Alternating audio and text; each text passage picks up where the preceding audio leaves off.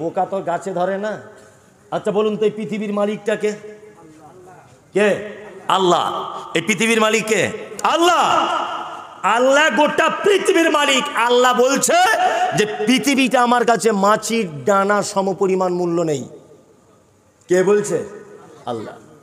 আর এই পৃথিবীতে যারা 40-50 বছর ভাড়াটিয়া, 60 বছরে আমি আপনি আছি, বলছি এটা আমার ওটা আমার, পরের জমি দখল করে নেওয়া, এর জমির দলিল অন্য নামে রেকর্ড করে দেওয়া, ওই বুনের জমি ফাঁকি দেওয়া, এই চিটিংবাজি, এই ওখানে রাস্তায় গাড়ি আটকে টাকা আদায় করা, এসব করছে কি করছে না?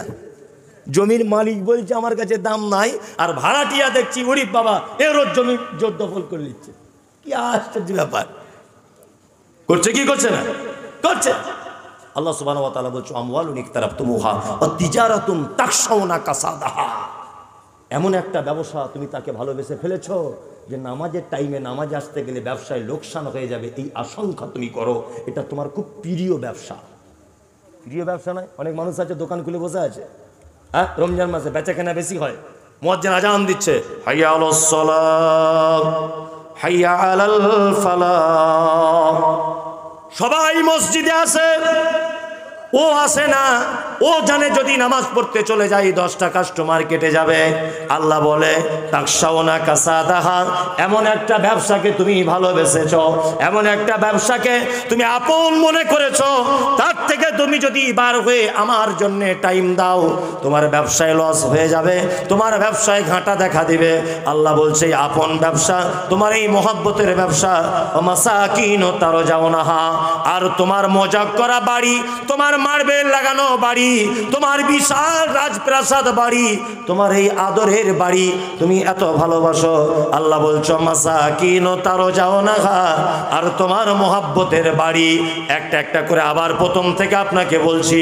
আল্লাহ বলে পৃথিবীতে ভালোবাসার জিনিস তোমার আব্বা মা, দ্বিতীয় তোমার সন্তান, তৃতীয় তোমার ভাই, 4 নম্বরে তোমার স্ত্রী, 5 নম্বরে তোমার সম্পদ, 6 নম্বরে তোমার ব্যবসা, 7 নম্বরে হলো তোমার উপার্জিত বাড়ি।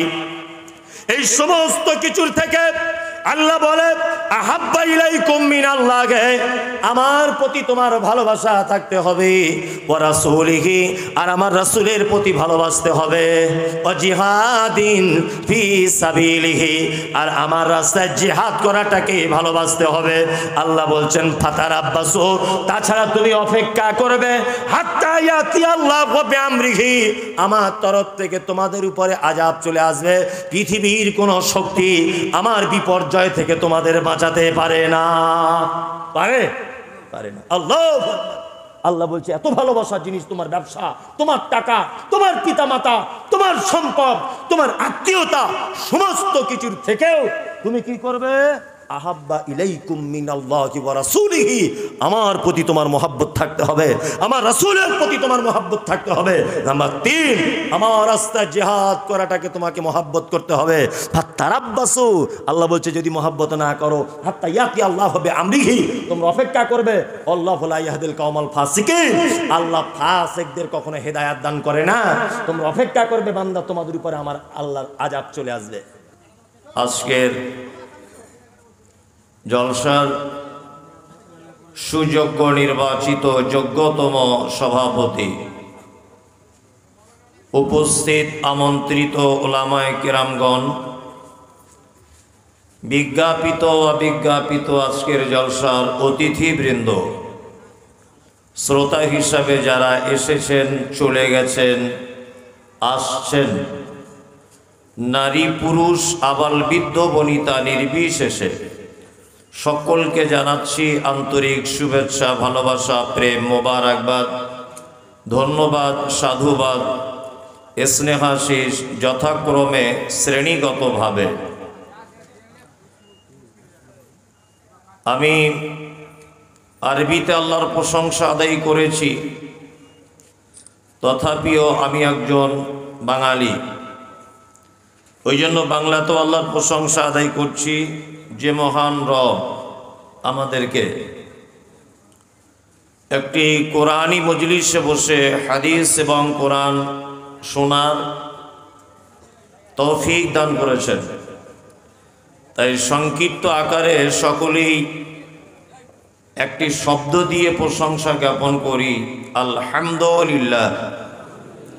অতঃপর বিশ্ব বরেণ্য নেতা, বৈপ্লবী প্রণেতা, সৈয়দুল মুরসালিন, ইমামুল আম্বিয়া, নবী মুহাম্মদুর রাসূলুল্লাহ সাল্লাল্লাহু আলাইহি ওয়াসাল্লামের উপর অজস্র দরুদ শান্তির ধারায় বর্ষিত হোক। আল্লাহুম্মা আমিন, আল্লাহুম্মা সাল্লি আলাইহি। আলহামদুলিল্লাহ, মাগরিবের পর থেকে এই পর্যন্ত আপনারা বিভিন্ন উলামায়ে কিরামদের কাছ থেকে অনেক মূল্যবান কথা শ্রবণ করেছেন। যারা আমরা এতক্ষণ পর্যন্ত আলোচনাগুলি শুনেছি, আল্লাহ তুমি আমাদের সকলকেই আমল করার তৌফিক দান করো, আমিন। আমিও পবিত্র গ্রন্থ মুকুট আল কোরআনুল হাকিম থেকে সূরা তওবার একটি আয়াত আপনাদের সামনে তেলাওয়াত করেছি। সূরা আল ইমরানের একটি আয়াত তেলাওয়াত করেছি। আনুষঙ্গিক কিছু কথা বলার জন্য বিশ্ব বরেণ্য নেতা মুহাম্মদুর রাসূলুল্লাহ সাল্লাল্লাহু আলাইহি ওয়াসাল্লামের চরিত্র বিজ্ঞান হতে একটি হাদিসের অংশ পরিবেশন করেছি। এই সমস্তগুলিকে একত্রিত করে আমি আজকে আপনাদের সামনে একটি ছোট্ট বিষয়ের উপরে আলোচনা রাখব। সেটা হচ্ছে মুহাব্বতে রাসূল, মানে আল্লাহ নবী হযরত মুহাম্মদ সাল্লাল্লাহু আলাইহি ওয়াসাল্লামের উপর কতটা ভালোবাসতে হবে, কতটা মুহাব্বত রাখতে হবে, তারপরে একটা মানুষ ঈমানের পূর্ণতা লাভ করবে, এই ব্যাপারেই কিছু আলোচনা করব। তারও আগে একটা কথা বলি, হযরত মুহাম্মদ সাল্লাল্লাহু আলাইহি ওয়াসাল্লামের ব্যাপারে আলোচনা করা নিছক মহাসমুদ্রের পানিকে কলসিবন্দি করা যেমন বোকামির পরিচয়, ঠিক তেমন মানে একদম মহান মানুষ, এই মহান মানুষটির 63 বছর জীবনের কথা বাদ দিন, নবুয়াতি 23 বছরের জীবনীটা যদি তুলে ধরা হয়, আমার মনে হয় কোনো মানুষের পক্ষে এটা বলা বা বোঝানো সম্ভব নয়। আপনাদেরকে সর্বপ্রথম একটা জিনিস দিয়ে বোঝাচ্ছি, সেটা হচ্ছে এই যে নবীজিকে মোহাব্বত করার কথা আমি বলবো বলেছি, আসলে লোকটিকে পরিচয় কি, কেন ভালোবাসতে হবে, এই বিভিন্ন দিক আগে একটু জেনে যান। আপনারা জানেন যে আপনি যদি বাজার থেকে একটা এসি, একটা ফ্রিজ, একটা টিভি বা আপনি একটা ওয়াশিং মেশিন যদি আপনি কেনেন, দেখবেন বাজারে যদি আপনি একটা মোবাইল যদি কেনেন, সে মোবাইলটার যে কোম্পানিরই হোক না কেন, সেই কোম্পানি কিন্তু মোবাইলের বাক্সের ভিতরে একটা ক্যাটালগ দেয়, দেয় না? একটা কাগজ দেয় কেন? অপরিচিত মানুষ যাতে মোবাইলটা নিয়ে চালাতে গিয়ে কোনো বিপদের সম্মুখীন না হয়, এই জন্য গাইডলাইন হিসাবে 2-4 পাতা বই একটা ওর ভিতরে দেখবেন ভরা থাকে, থাকে না? থাকে। আবার মোবাইলটা চার্জারটা কোথায় দিতে হবে, হেডফোন কোথায় ঢুকিয়ে দিতে হবে, সমস্ত ডিটেলস, তার ব্যাটারির ক্যাপাসিটি কতটা, কতটা মেমোরি সাপোর্ট করতে পারবে, কত জিবি তার র্যাম, কত মেগাপিক্সেল তার ক্যামেরার পাওয়ার, A to Z একটা ছোট্ট বই আকারে দেয় কাস্টমারের সুবিধার্থে। আর ভেতো বাঙালি একটা লোক লেখাপড়া জানে না, তাহলে তার ওই বই নিয়ে কাজ কি? কোনো কাজ আছে? আবার তারও জন্য ব্যবস্থা করা আছে কি? বড় বড় মলে গিয়ে দেখবেন, বড় বড় দোকানে গিয়ে দেখবেন, এক এক কোম্পানি সেলসম্যান হিসাবে তার মোবাইলটাই যে ভালো এইটা বোঝানোর জন্য একটা আলাদা স্পেশাল লোক রেখে দিয়েছে। থাকে না, এক এক কোম্পানি ভাগ করা লোক থাকে না, এ ওপোর লোক, এ স্যামসুং এর লোক, এ সনির লোক, এ ভিভোর লোক, এ অমুকের লোক, সব দেখবেন আলাদা কাউন্টারের লোক বসে আছে। আপনি কি কোম্পানি মোবাইল দেখতে চান সেটা আপনাকে বুঝিয়ে দেবে, আপনি যদি একদম অশিক্ষিত মানুষ হন। সামান্য একটা 10,000 টাকার মোবাইল কিনতে গেলে যদি তার ক্যাটালগ যদি লাগে, 20,000 টাকা দিয়ে একটা টিভি কিনতে গেলে তার যদি একটা ক্যাটালগ ব্যবহার করা হয়। আচ্ছা বলুন তো, যে সারা পৃথিবীতে আল্লাহ সুবহানাহু ওয়া তাআলা অসংখ্য মানুষ তৈরি করেছেন, অসংখ্য। এই যে মানুষগুলোকে তৈরি করার পরে এমনিতেই তিনি উপরে বসে আছেন না? আমরা কিভাবে চলবো, আমরা কিভাবে খাওয়া দাওয়া করব, আমরা কিভাবে জীবনযাপন করব, আমরা কিভাবে সাংসারিক জীবনে যাব, আমরা কিভাবে অর্থনৈতিক দিক দিয়ে এগিয়ে যাব, এই টোটাল সিস্টেমটা আল্লাহ সুবহানাহু ওয়া তাআলা কি বিনা ক্যাটালগে আমাদেরকে বানিয়েছেন বলে মনে হয়? ক্যাটালগ আছে কি বলুন তো? আল কোরআন, ইয়েস, আল কোরআন। এখন এখানে প্রশ্ন হতে পারে যে আমরা তো কোরআন মাজিদ পড়তে জানি না, তাহলে উপায় কি? ওই যে এক এক কোম্পানি এক এক রকমের লোক রেখে দিয়েছে ওই বইটা পড়ে শোনানোর জন্য। লোক রেখেছে না? রেখেছে।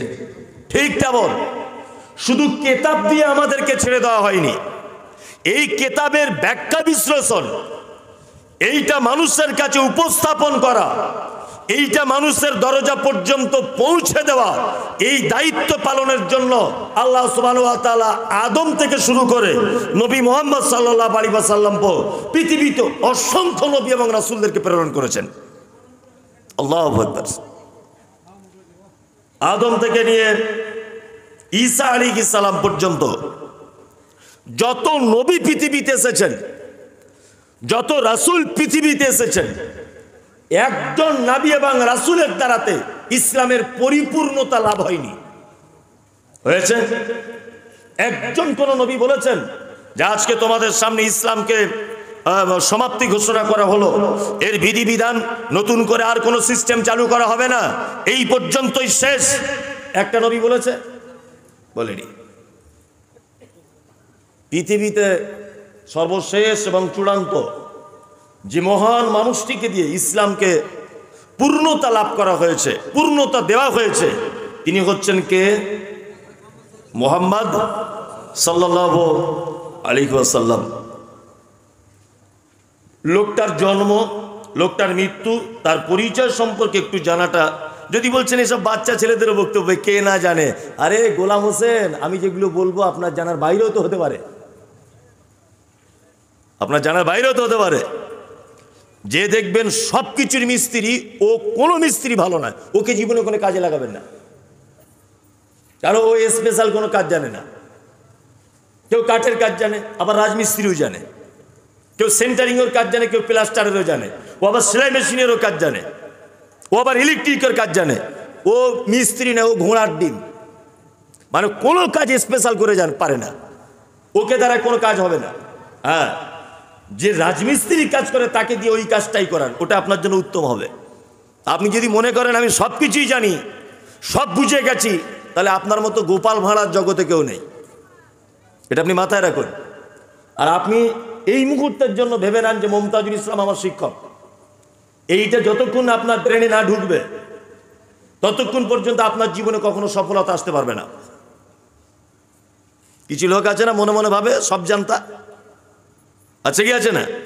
আছে, সব জানি আমি, সব জানি, ও কি বলবে সব জানি না, তার জীবনে সফলতা নেই। মানুষ মারা যাবার 1 সেকেন্ড আগ পর্যন্ত তার শিক্ষা শেষ নেই, আছে? নেই।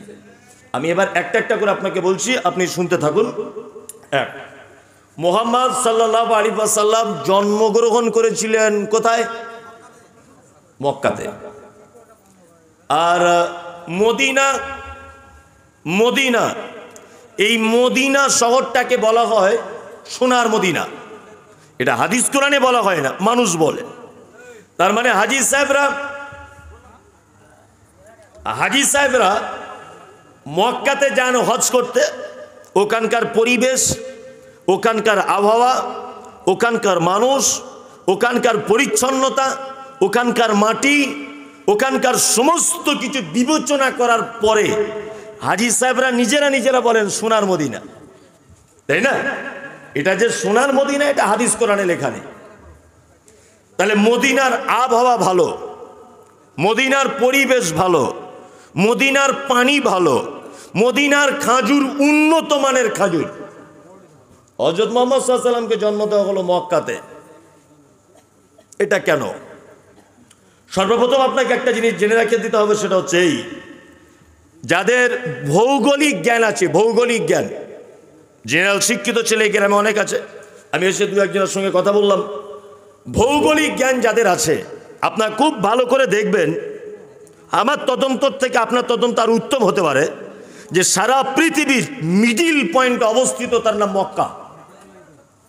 দেখবেন মক্কা মিডিল পয়েন্ট অবস্থিত, তার নাম মক্কা। আচ্ছা, আমি মমতাজুল ইসলাম, এই প্যান্ডেলটা আমি করেছি, আমি একজন প্যান্ডেলওয়ালা। এই প্যান্ডেলের যদি এক কোণাতে যদি একটা লাইট আমি যদি জ্বালিয়ে দিই, আচ্ছা বলুন তো একটা লাইটের কারণে প্যান্ডেলের চারিদিকে সমানভাবে আলোটা পড়বে কি পড়বে না? মানে একটু হুঁশ মোটা করে বলিয়েন না, বুঝে শুনে বলেন। আমি বলেছি প্যান্ডেলের এক সাইডের জায়গায় একটা লাইট দেওয়া হলো, আচ্ছা বলুন তো ওই লাইটটা চারিদিকে সমানভাবে আলো দিতে সক্ষম না অক্ষম? অক্ষম। যদি আমি ওই লাইটটা প্যান্ডেলের একেবারে মিডিল পয়েন্টে যদি টাঙিয়ে দিই, আচ্ছা বলুন তো চারিদিকে আলোটা সমানভাবে যাবে কি যাবে না? যাবে, ইয়েস যাবে। মদিনাতে হযরত মুহাম্মদ সাল্লাল্লাহু আলাইহি ওয়াসাল্লামকে জন্ম দেওয়া হলো না কেন, মক্কায় কেন? এর একটা লজিক হচ্ছে এই, যে আল্লাহ সুবহানাহু ওয়া তাআলা পবিত্র আল কুরআনুল কারীমের ভিতরে বলেছেন, ইখরিজুকুম মিনাদ দুলুমাতি ইলান নূর। পৃথিবীতে নবীকে এই কারণে পাঠানো হয়েছে যে অন্ধকারে নিমজ্জিত জাতিকে এই কোরআন নামক কিতাব দিয়ে আলোর দিকে টেনে নিয়ে আসতে হবে। এটা প্রত্যেক নবীদের কাজ। তথাপিও হযরত মুহাম্মদ সাল্লাল্লাহু আলাইহি ওয়াসাল্লামকে এই ডিউটি এবং এই কাজের জন্য নির্বাচিত করা হয়েছে, যে মানুষ অন্ধকারের ভিতরে আছে। তখনকার দিনে রাতের বেলা থাকতে হতো, রাতের বেলা কোনো নারীর কাছে থাকতে হতো। সেই নারীটা বেটিও হতে পারে, সে নারীটা মাও হতে পারে, সে নারীটা আপন মানে ফুপু হতে পারে, সে মহিলাটা আপন দাদি হতে পারে। কোনো বৈষম্য ছিল না। যৌবনের সেক্স, এই সেক্সের তাড়না মেটাতে হবে, নিজের বেটির সঙ্গে মিটিয়ে দিত। এইরকম একটা অন্ধকার জামানাতে হযরত মুহাম্মদ সাল্লাল্লাহু আলাইহি ওয়াসাল্লাম এসেছিলেন কিসের আলো নিয়ে?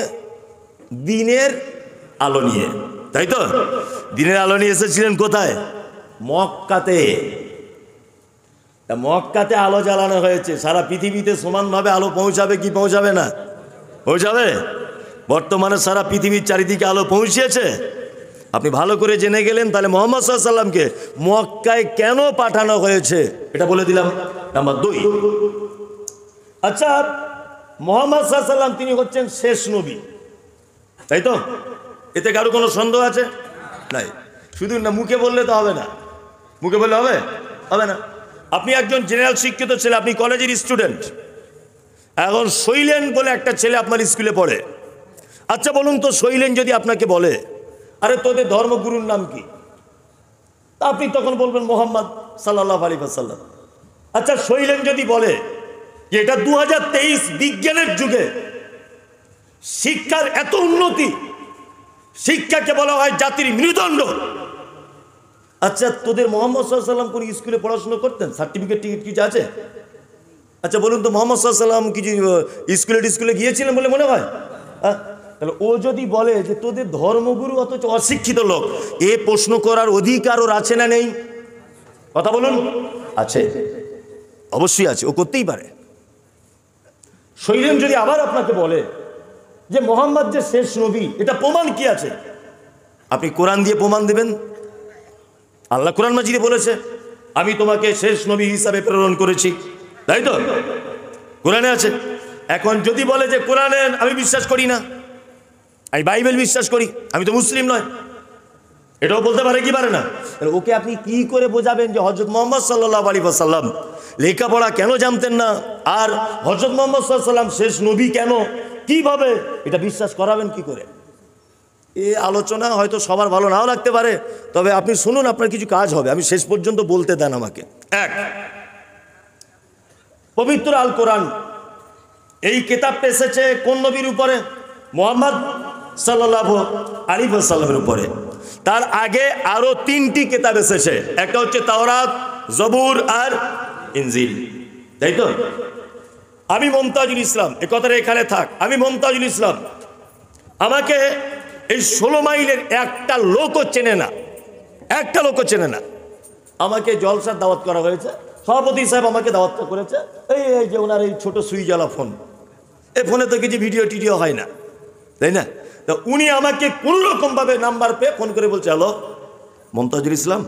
জি হ্যাঁ বলছি, এই 3 তারিখে আমাদের এখানে একটা জলসার ডেট দিতে হবে। আর ঠিক আছে, দিয়ে দেবো, অসুবিধা নেই। ডেট দিয়ে দিলাম, ভালো।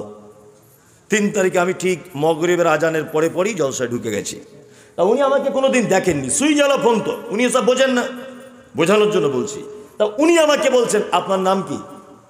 বললাম মমতাজুল ইসলাম। আচ্ছা, আপনার আব্বার নাম? মোহাম্মদ মোস্তফা, বাড়ি উত্তর 24 পরগনা জেলার দত্তপুকুর থানার ফলদি গ্রামে আমার বাড়ি। আচ্ছা আচ্ছা, ছেলে মেয়ে কটা? ছেলে মেয়ে, 1 ছেলে 1 মেয়ে, জন্ম 2-3-1990 সালে। আচ্ছা ঠিক আছে, তাহলে আপনি আজকে আমাদের প্রধান বক্তা। হ্যাঁ, ওনার সঙ্গে কথা হলো, উনি আমাকে নাস্তা পানি দিলেন, নিজের কাজে নিজে চলে গেলেন। 5 মিনিট পরে উনি দেখছেন টোটো গাড়ি নিয়ে আর একটা হুজুর ঢুকছে, মসজিদের ভিতরে গেছে। উনি গিয়ে বলছেন, আচ্ছা আপনাকে তো কোনোদিন দেখিনি, আপনার নাম কি? বলছে, আমার নামও মমতাজুল ইসলাম। তাই? বুঝা, বাড়ি উত্তর 24 পরগনার দত্তপুকুর থানার ফলদি গ্রামে। বাপের নাম মোহাম্মদ মোস্তফা, ছেলে মেয়ে না আমার 1 ছেলে 1 মেয়ে, জন্ম 2-3-1990 সালে। আচ্ছা আচ্ছা আচ্ছা, ও বলছে মমতাজুল ইসলাম, আমিও বলছি মমতাজুল ইসলাম। লোকটা তো চিনিনি, ওকে ভিডিওতে দেখিনি কোনোদিন, অপরিচিত, ফোনে ফোনে যোগাযোগ। আচ্ছা, আমরা দুজনাই একদম সেম, অ্যাড্রেস সেম, নাম same, date of birth same, বাপের নাম সেম, আপনার সব কিছুই সেম। আচ্ছা বলুন তো, এই লোকটা দ্বিধাদ্বন্দ্বের ভিতরে পড়বে কি পড়বে না? উনি এটা ভাববেন কি ভাববেন না যে অরিজিনাল মমতাজুলকে? ভাববে কি ভাববে না? ভাববে। আচ্ছা বলুন তো, আমরা দুজনাই কি 100% মমতাজুল, না যে কোনো একজন ভণ্ডকে? একজন পিওর আর একজন ভণ্ড, যে কোনো একজন অরিজিনাল আর একজন ডুপ্লিকেট। মুহাম্মদ সাল্লাল্লাহু আলাইহি ওয়াসাল্লাম যে শেষ নবী, এটা বুঝতে আমাদের কোনো অসুবিধা নেই, একেবারে পানির মতো সহজ। যদি বলছেন কেন, আদম থেকে নিয়ে ঈসা আলাইহিস সালাম পর্যন্ত একটা নবী বলেছেন যে আমাকে তোমাদের মাঝে শেষ নবী করে পাঠানো হয়েছে? জানা আছে বলেছেন? বলেননি।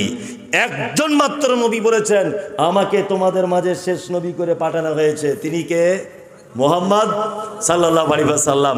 মাঝখানে যদি আরেকটা কোন নবী যদি বলে দিতেন আমাকেও শেষ নবী করে পাঠানো হয়েছে, তাহলে কিন্তু ভেজাল লেগে যেত। যেত কি যেত না?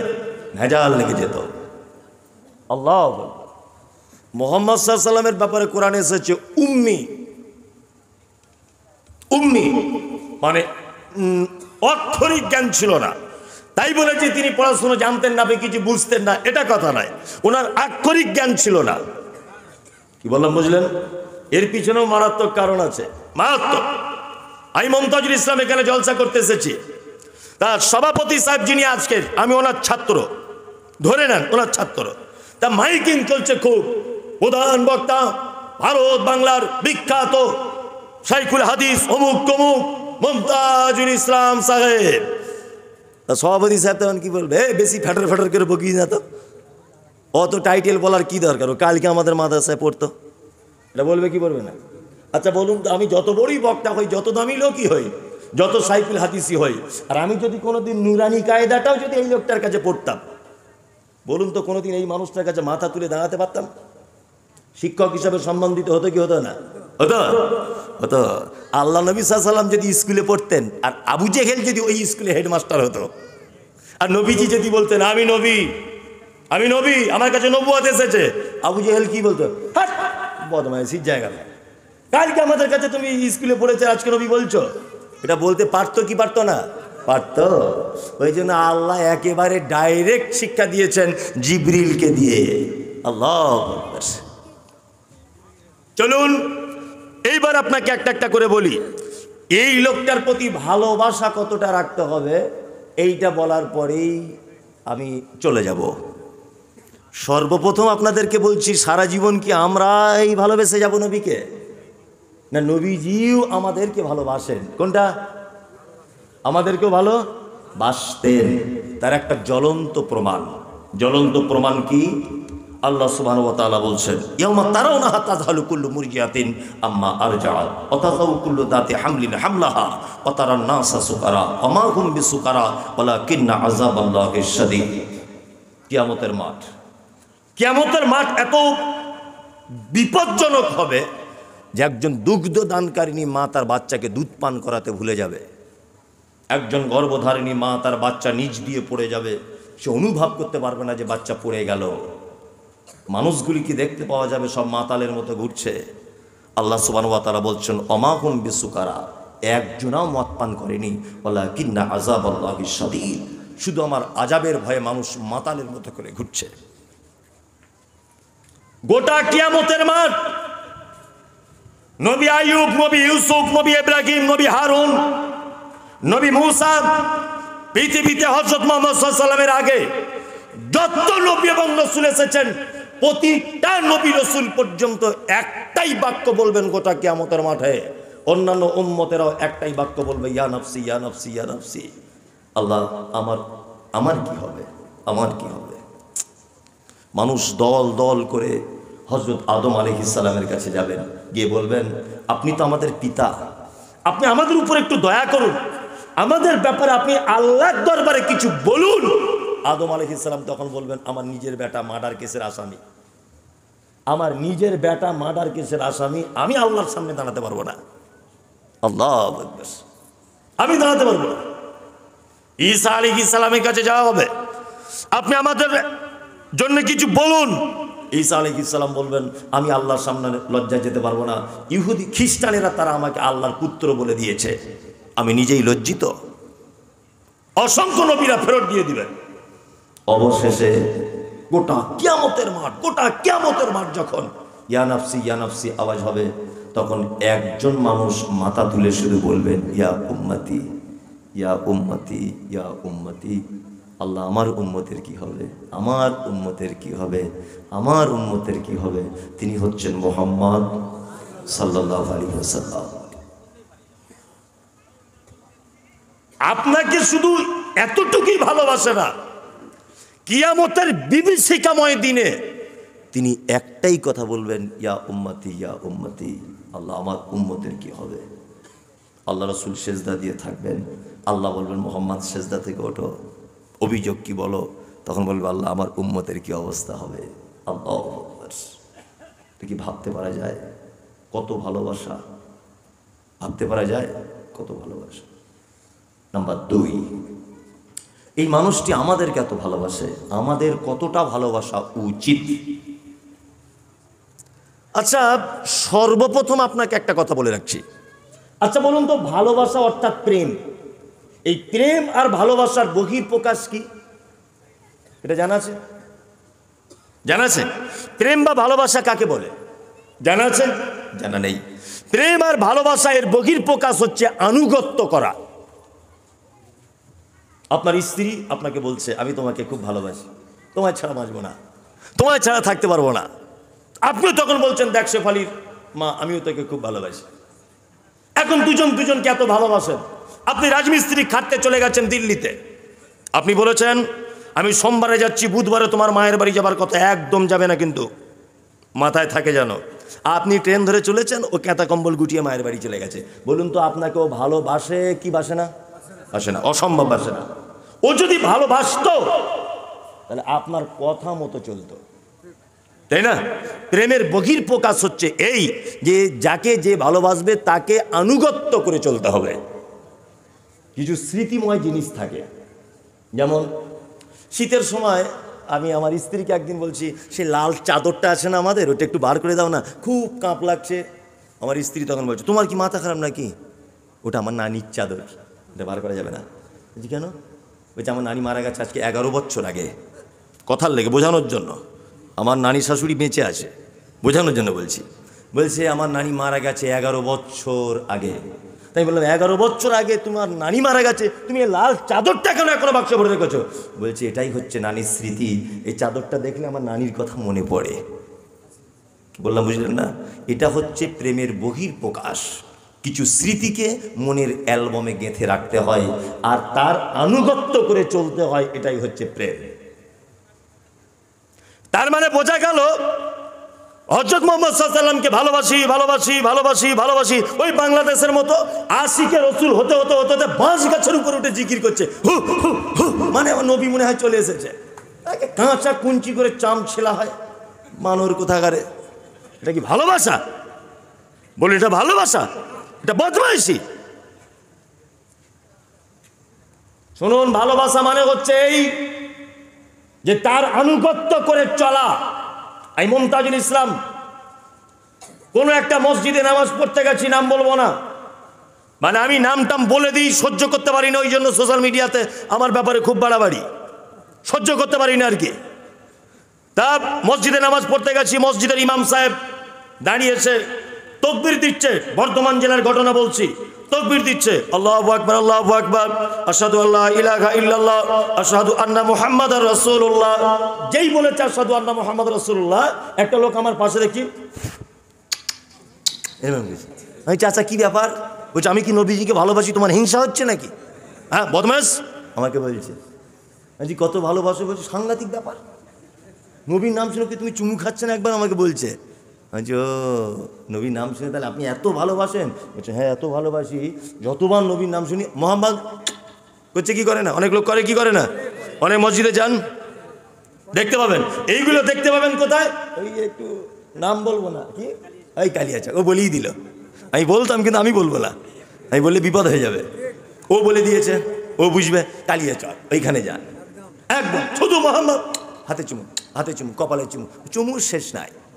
তা আমি চাচাকে বলছি, চাচা তুমি চুমু খেলে কেন? বলছে আশিকে রাসূল, নবীকে ভালোবাসি আমি, তোমার মতো এরকম ভণ্ড মুমতাজুল ইসলাম আমি নয়, নবীর নামে উল্টো পাল্টা।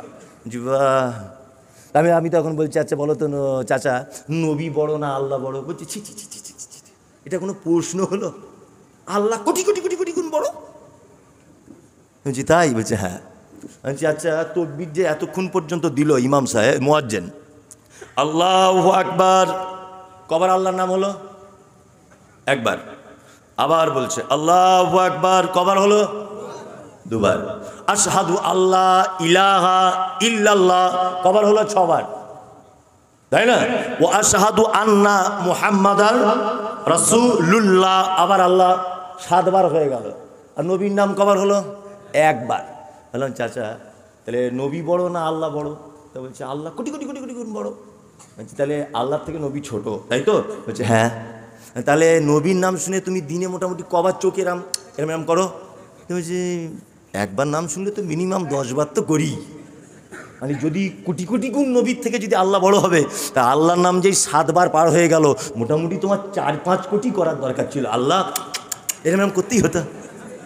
তখন আমাকে বলছে তুমি ভাই অন্য দলের লোক, আমি অন্য দলের লোক। যে কোনো দলের নয় চাচা, তুমি নবীর দুশমন, পাক্কা দুশমন তুমি নবীর, পাক্কা তুমি নবীর দুশমন। আল্লাহ পবিত্র আল কোরআনের ভিতরে বলেন কুল ইন কুনতুম তুহিব্বুনাল্লাহ ফাত্তাবিউনি ইউহিব্বুকুমুল্লাহ ওয়া ইয়াগফির লাকুম যুনুবাকুম আল্লাহু গফুরুর রহিম। তোমরা যদি আমাকে ভালোবাসতে চাও তাহলে আমার নবীকে ভালোবাসো, আমার প্রেম যদি পেতে চাও নবীকে প্রেম করো, আর ফাত্তাবিউনি আমার আনুগত্য করো, আমি নিশ্চয়ই তোমাদের পাপগুলিকে ক্ষমা করে দিব।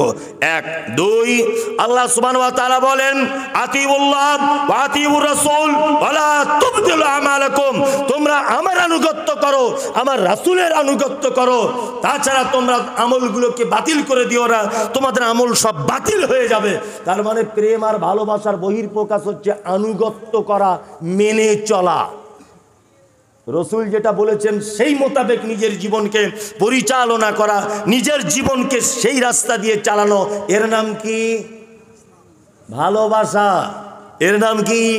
প্রেম। সারাদিন দাড়ি চেঁচে বসে আছে নতুন বেলেট দিয়ে, বুঝলেন না? কিছু লোক আপনাদের এলাকায় আছে কি জানি না, আমাদের ওদিকে আছে দাড়ি চাচা লোক, এখন এরা দাড়ি চাচ্ছে। আর নুপুর শর্মা কিছুদিন আগে একটা নবীর ব্যাপারে কথা বলেছিল, তাই না? এখন ওই লোকটা দাড়ি চাচা, গাঁটের নিচে কাপড় ঝুলছে, আবার বাম হাতে দেখছি কি কি সিগারেট বলে, কি টার্মিনাল না কি একটা সিগারেট আছে, ওই বড় সিগারেট এরকম ধরে টানছে। আর ডান হাতে দেখছি এইরকম বড় একটা লাঠি নিয়ে মেন রোডে রাস্তা অবরোধ করে বলছে, শালা গাড়ি একবার এদিকে এসে দেখ। নবীর ব্যাপারে কথা চাম ছিল দেবো। ভালো করে বুঝবেন, এটা আবেগের ভালোবাসা, এটা ওর বদমাইশি ছাড়া আর কিছু নয়। এটা নবীর প্রতি ভালোবাসা, রাস্তা অবরোধ করে বোঝাতে চাইছো আমি কতটা নবীকে ভালোবাসি, অথচ তুমি একটা নবীর সুন্নতকে কুরবানি করে দিয়েছ। তুমি গাঁঠের নিচে কাপড় পরে আছো, তুমি এখনো পর্যন্ত বাম হাতে সিগারেট নিয়ে ডান হাতে চা পান করছো দাঁড়িয়ে দাঁড়িয়ে শিয়াল কুকুরের মতো।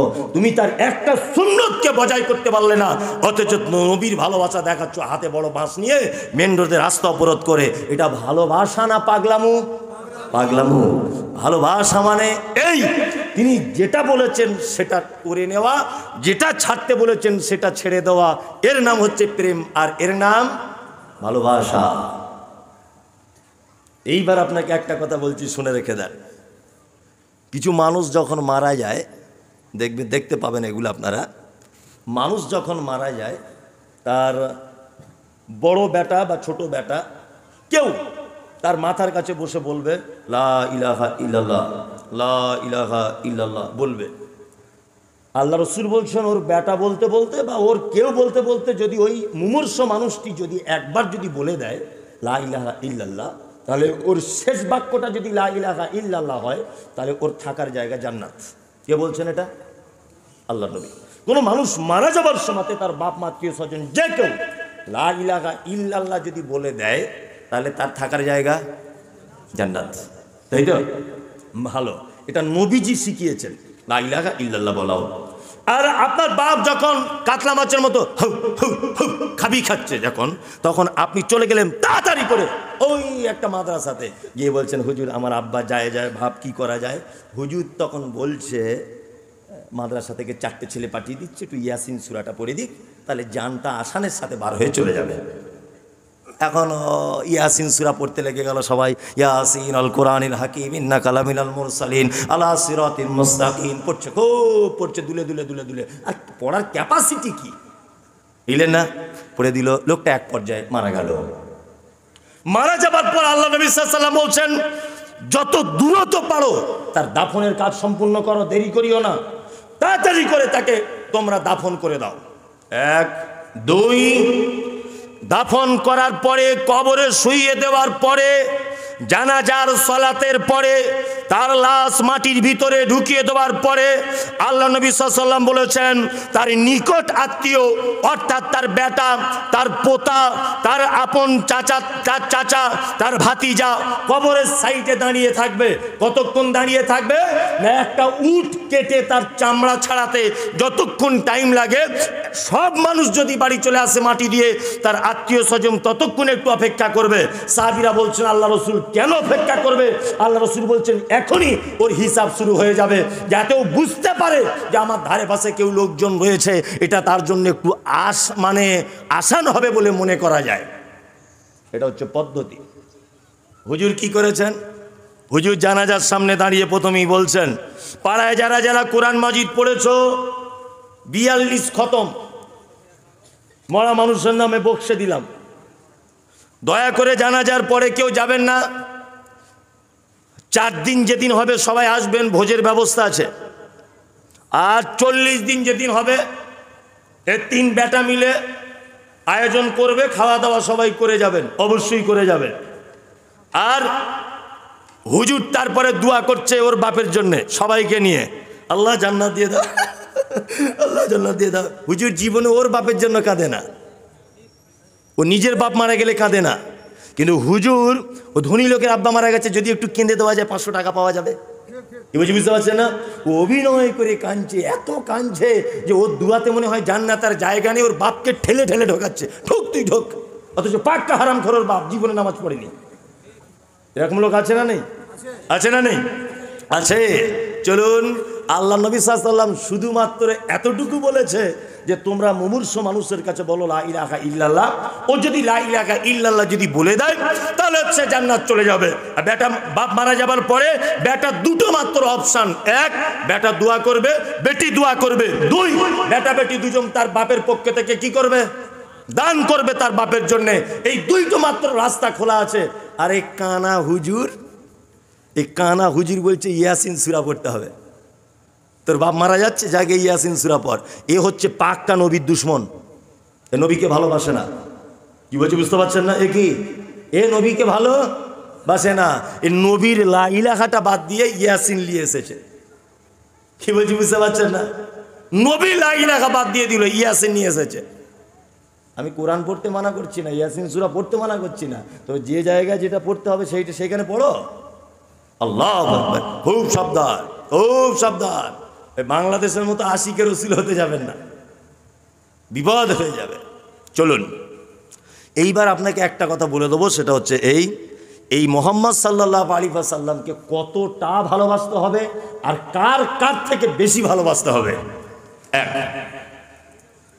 আল্লাহ নবী সাল্লাল্লাহু আলাইহি ওয়াসাল্লাম বলছেন, লা ইউমিনু আহাদুকুম হাত্তা আকুনা হাব্বা ইলাইহি, ওই মানুষটা অতক্ষণ পর্যন্ত তার ঈমান পরিপূর্ণতা লাভ করবে না যতক্ষণ একটা লোক তার বাপ মা, তার সন্তান সন্ততি এবং অন্নাসে আজমাইন, পৃথিবীর সমস্ত মানুষের থেকে, পৃথিবীর সমস্ত কিছু থেকে আল্লাহর রাসূলকে যতক্ষণ না আপন করতে না পারবে ততক্ষণ পর্যন্ত তার ঈমানের পরিপূর্ণতা লাভ করবে না।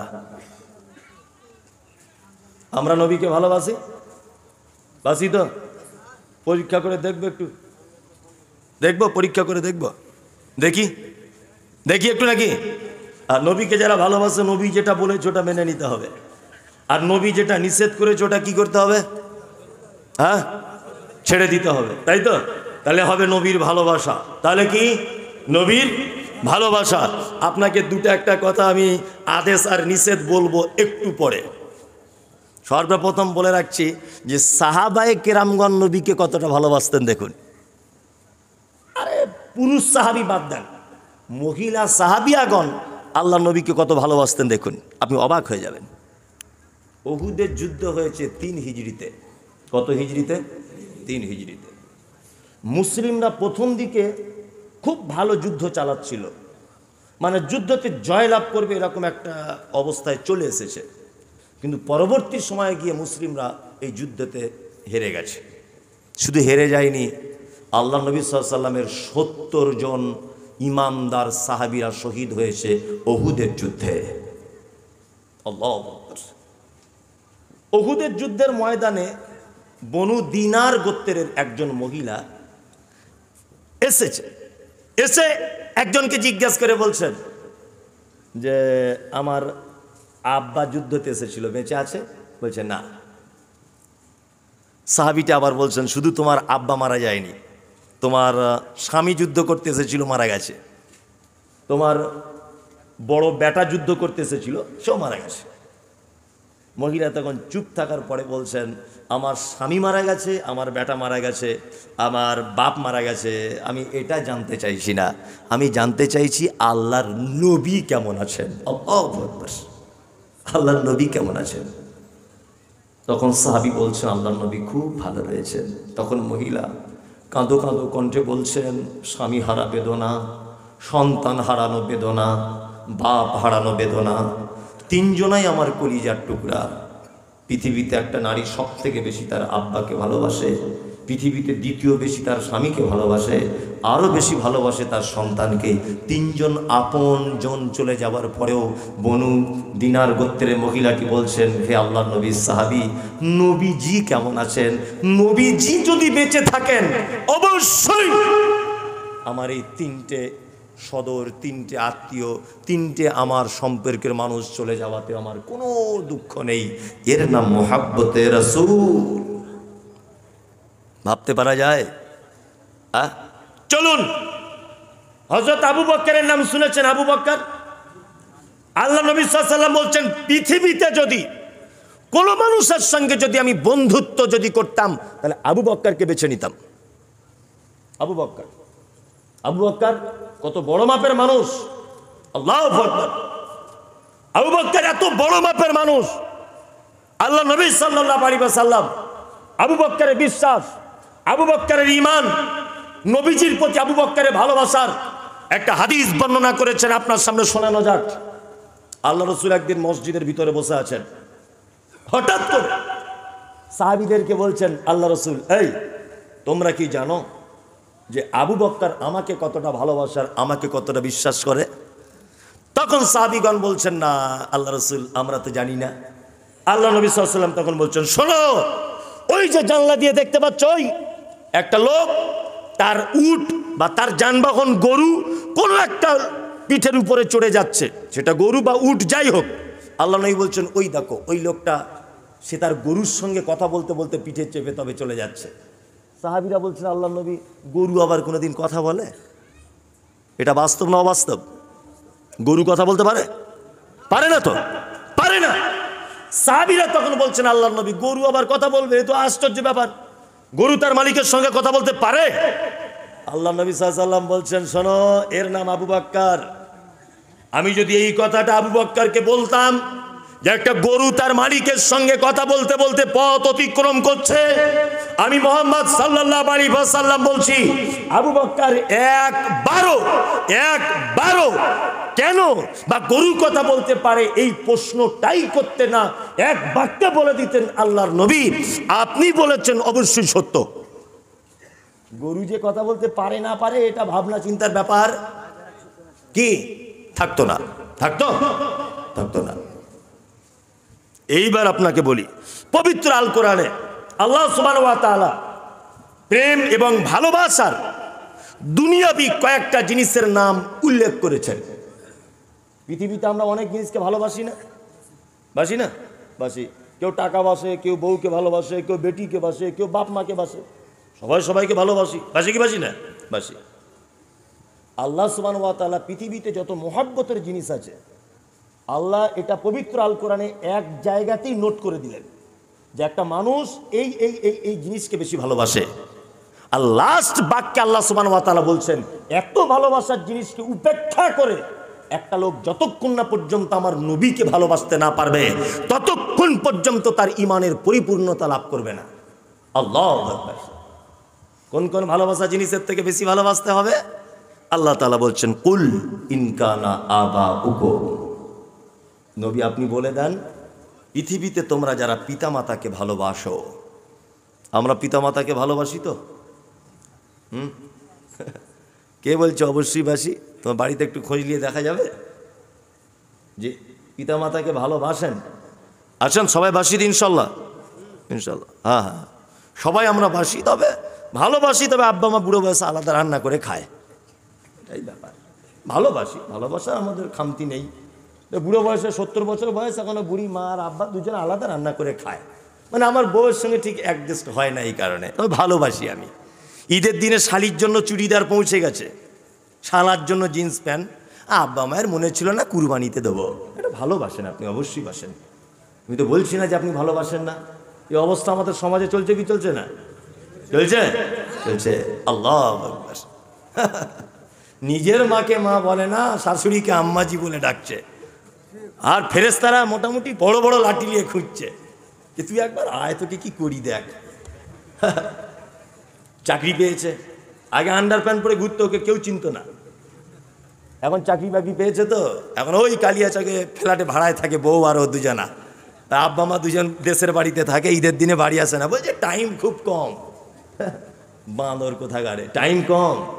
হ্যাঁ, 90,000 টাকা দুধ পান করেছো, দুটো দুধে মনে হয় বোটাতে ঘা করে দিয়েছো, শুতে দাওনি, ডান দিকে করর ফিরেছে, আবার ডান দিকে গিয়ে গরুর ছাগলের মতো চুষতে লেগেছ।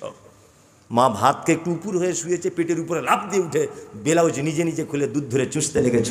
বেঈমান, বিশ্বাসঘাতক তুমি, বিশ্বাসঘাতক তুমি। কাকে আম্মাজি বলছো? তুমি চাকরি পেয়েছো বলে তোমার আম্মাজি বলছে, আর জামাইকে বারবার বলছে আমার ব্যাটার মতো ঘোড়ার ডিম।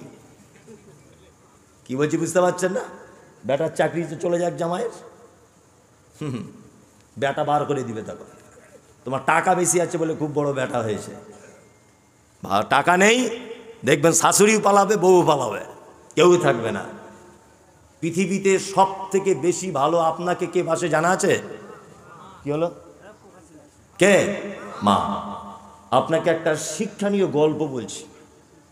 আমি তো বেশি হাদিস কোরআন জানি না, সত্যিই জানি না। আমাকে লোক প্রধান বক্তা করে ডাকে, কেন জানি না। তো আমি বেশি হাদিস কোরআন জানি না, ফতোয়া টতোয়া দিতে পারি না।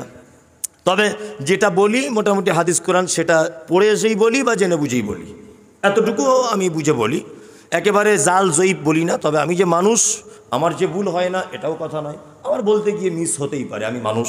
একটা বাচ্চা ছেলেও আমার ভুল ধরিয়ে দিলে তার জন্য আমি এখন দোয়া করতে থাকি যে আল্লাহ তাকে তুমি ভালো করো, সে আমার একটা মারাত্মক উপকার করেছে। একটা গ্রামে একটা রাজা বসবাস করে। কত শিক্ষণীয় জিনিস দেখুন, আব্বা মায়ের ভালোবাসা কতটা। একটা মোড়ল, রাজা নয় মোড়ল। তা সেই গ্রামে কিছু গরিব মানুষও বসবাস করে, তাদের বাড়িতে কল নেই। তারা কূপের পানিতে পানি তোলে। কূপ বুঝেন তো, কুঁয়ো, কুঁয়ো, এই কুঁয়োতে দড়ি করে পানি তোলে টেনে টেনে। তা পাড়ার একটা মেয়ে এসে বালতিটা নামিয়েছে কুঁয়োতে, উপর থেকে দড়ি টানছে, টেনে দেখছে বালতি কেটে গেছে, বালতি নাই। মেয়েটা কাঁদতে কাঁদতে ওর মাকে এসে বলছে, মা কুঁয়োতে বালতি দিলাম অথচ বালতি কেটে গেল, নাই। ওর মা বলছে তাহলে হয়তো দড়ি কোনো গণ্ডগোল। অন্য আর একটা দড়ি দিয়ে পানি তোলার জন্য আর একটা বালতি ফেলেছে।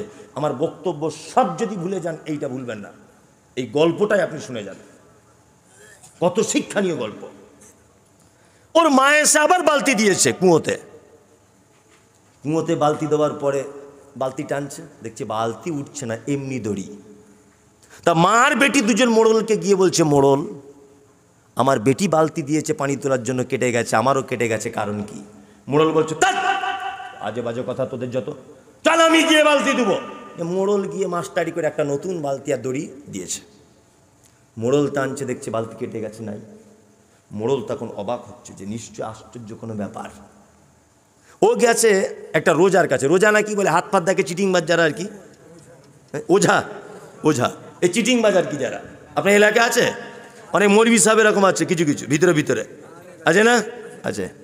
আবার কিছু মেয়ে ছেলে দেখছি আছে, মাথায় জট জট বাঁধা আছে। হ্যাঁ, বলছে জট নাকি এমনি হয়েছে। আরে ও তেল টেল দেয় না বলে এমনি হয়েছে। ওই জট কেটে দাও, দিয়ে নেড়া করে দাও, দেখি আর জট হয় কি। হ্যাঁ, সব বদমাইশি ছাড়া আর কিছু নাই। বলছে ওর কাছে 52টা জেন আছে, জীবনে পেচ্ছাপ করে পানি নেয় না, ওর গায়ের গন্ধতে টেকা যায় না। জেন থাকবে কি করে ওর কাছে? পাক্কা চিটিংবাজ। ওই জন্য কাজী নজরুলের কিছু কথা পড়তে হয়। কাজী নজরুল বলেছে, পীর ফকিরের কথা যদি সত্য হতো, ফুটপাতে তারা কেন ভিক ভেঙে খেত। কাজী নজরুল বলছে এটা, বলছে পীর ফকিরের কথা যদি সত্য হতো, ফুটপাতে তারা কেন ভিক ভেঙে খেত। হ্যাঁ, ও যদি সব কিছু করে দিতে পারবে তো ও ফুটপাতে বসে আছে কেন? হ্যাঁ, ও তাবিজ করে যদি সবার উপকার করে দিতে পারবে তো ও ব্যাংকের ম্যানেজারের তাবিজ করে সব টাকার মালিক একলা হোক না। দোকান করেছে, তার দোকানে বেচা কেনা হয় না, বলছে মৌলভী সাহেবের কাছে যাও, কেটে তাবিজ করে আনো।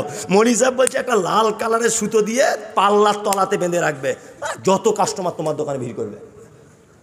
দিব কত? বলছে 500 টাকা দাও। 500 টাকা ঝেড়ে দিয়েছি ইমাম সাহেব। তাই ইমাম সাহেব যদি 500 টাকা দিয়ে সব কাস্টমার ওর দোকানে এনে দিতে পারে, তা ওর বেতন 3700 টাকা কেন?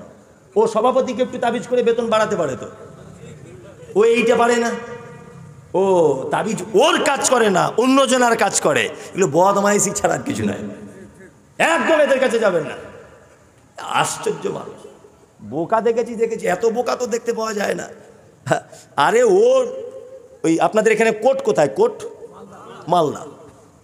মালদা কোর্টের সাইডে দেখবেন, প্রায় কোর্টের জায়গাতে আমি মায়ের সাথে কোর্টে টোটে যাই অনেক কাজের জন্য। কিছু লোক আছে দেখবেন এই জাম গাছের ছাল, আম গাছের ছাল, বাঁশ গাছের শিকড়, ওই দুবলো ঘাস, ওই এটা ওটা নিয়ে বসে আছে, সুন্দর সুন্দর প্লেট, আর বলছে জড়িবুটি হয়, জড়িবুটি আফ্রিকা কঙ্কো জঙ্গল से लेके आए हैं, इतना पावर। হিন্দিতে বলছে, মাঝে সাঝে বাংলাতে বলছে, এই জাতা জড়িবুটি নয়, এটা আফ্রিকার কঙ্কো জঙ্গল থেকে আনা।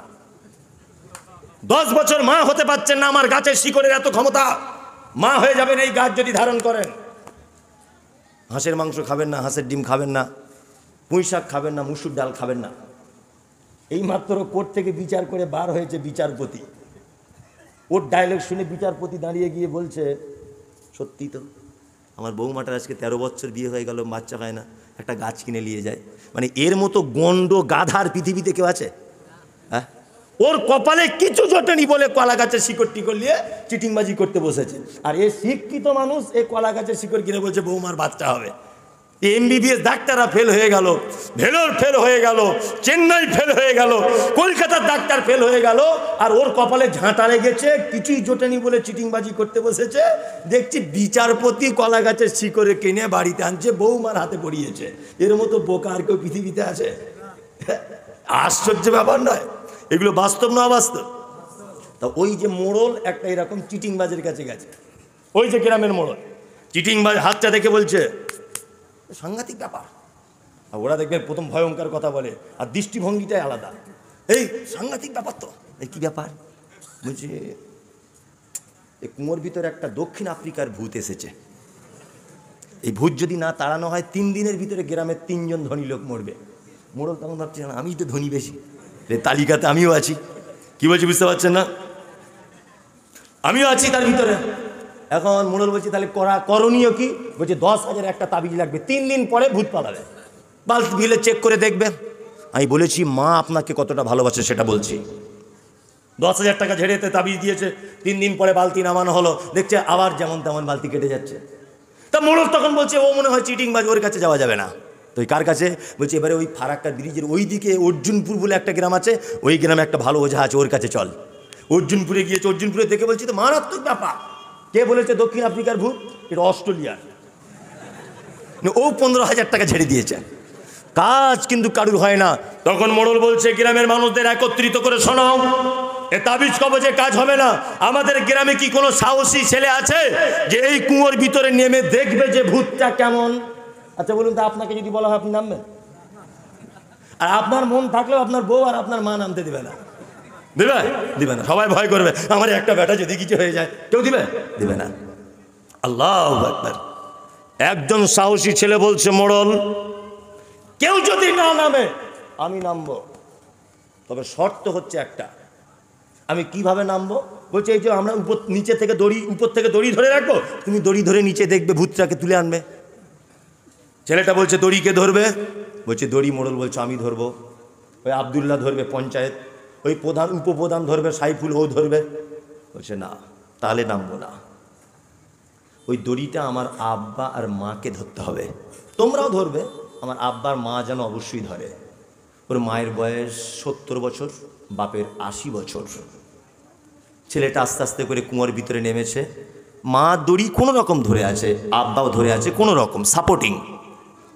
মোড়ল ধরেছে, গ্রামের সাইফুল ধরেছে, আব্দুল্লাহ ধরেছে, সাকিবুল হাসান ধরেছে, হরিপদ ধরেছে, সবাই দড়ি ধরে আছে। ও তখন নিচে থেকে দেখছে গিয়ে যে একটা বানর, বানর বুঝেন তো, এই বানর কার গাছে পেয়ারা টিয়ারা খেতে গিয়ে ওই কুয়োর ভিতরে পড়ে গেছে। ওর তো বুদ্ধি নেই, ও বারবার দড়ি বালতিতে উঠে দড়ি দাঁত দিয়ে কেটে দিয়েছে। ও তখন 4 হাত পা বাঁদরটাকে ধরে উপরে আনচার, ভিতর থেকে চিল্লাচ্ছে ওরে মাল ধরা পড়েছে, আফ্রিকার মাল ধরা পড়েছে। মোড়ল তখন লাইট মেরে দেখছে ওরে শালা সত্যি তো ব্যাপার। মোড়ল তখন কাছা বেঁধে ছুটছে মাঠে মাঠে যে আমার যদি কোনো ক্ষতি করে দেয়। সবাই ছেড়ে চলে গেল, গ্রামের একটাও দড়ি ধরে আর কেউ নেই। ওর আব্বার মা দুজন 70 বয়সের করে বয়স, দাঁত দিয়ে দড়িটা পা দিয়ে হিঁচড়ে ধরে বসে আছে। সবাই চলে গেল। ছেলে অনেক কষ্ট করে উপরে উঠলো, উঠার পরে দেখছে মোড়ল নেই, পঞ্চায়েত নেই, প্রধান নেই, কেউ নেই, সবাই চলে গেল। মোড়ল তখন বলছে আমাদের গ্রামের জাকির যে মারাত্মক কাজ করে দেখিয়েছে এর জন্য 10,000 টাকা পুরস্কার দেওয়া হবে। গ্রামের সভা ডাকা হলো।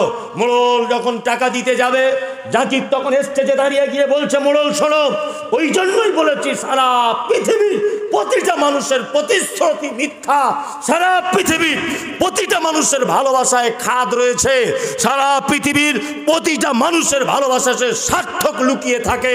ওই জন্য আমি বলেছিলাম মোড়ল এই দড়ি যদি আমার আব্বা মা ধরে তাহলে আমি নিচে নামবো, তার আগে নামবো না।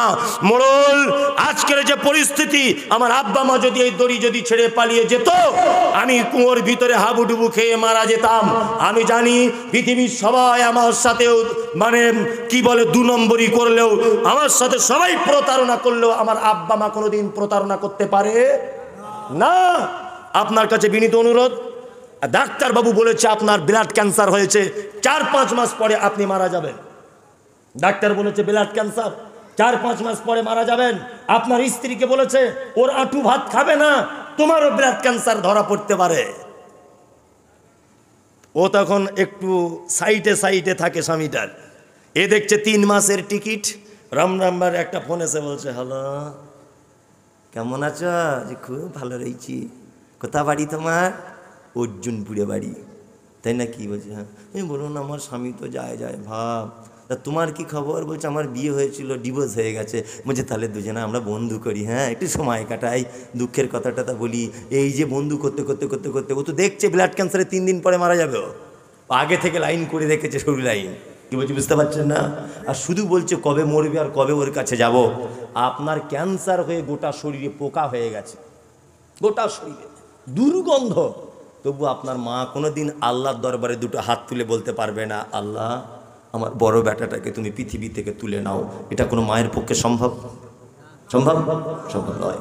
আপনার স্ত্রী আপনার সঙ্গে প্রতারক, আপনার সঙ্গে 2 নম্বরই আপনার সঙ্গে দাগাবাজি বাটপারি করতে পারে, শাশুড়ি করতে পারে। জামাইয়ের টাকাই হয়েছে বলে আব্বু বলে ডাকছে, আপনি 4 মাস অসুস্থ হয়ে যান, শাশুড়ি আর ফোন করে জীবনেও খোঁজ নেবে না। অথচ আপনার মা ভিক্ষা করে হলেও আপনার সংসার চালাবে।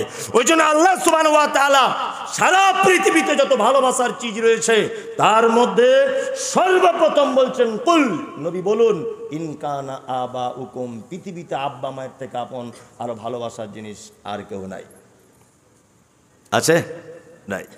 ওয়া আবনাউকুম, আল্লাহ তাআলা তারপরে বলছেন পৃথিবীতে দ্বিতীয় ভালোবাসার জিনিস বাপের কাছে, তার নাম হচ্ছে কে না, বাপের কাছে দ্বিতীয় ভালোবাসার জিনিস তার নাম সন্তান। তাই না? ছেলে হয়েছে বলে বগল বাজিয়েন না। অনেক লোক আছে না, ছেলে হয়েছে বগল বাজাচ্ছে, শুধু ধুমধাম করে করছে, কি করছে না? একদম নয়। ছেলে শুধু হয়েছে বলে বগল বাজায়েন না।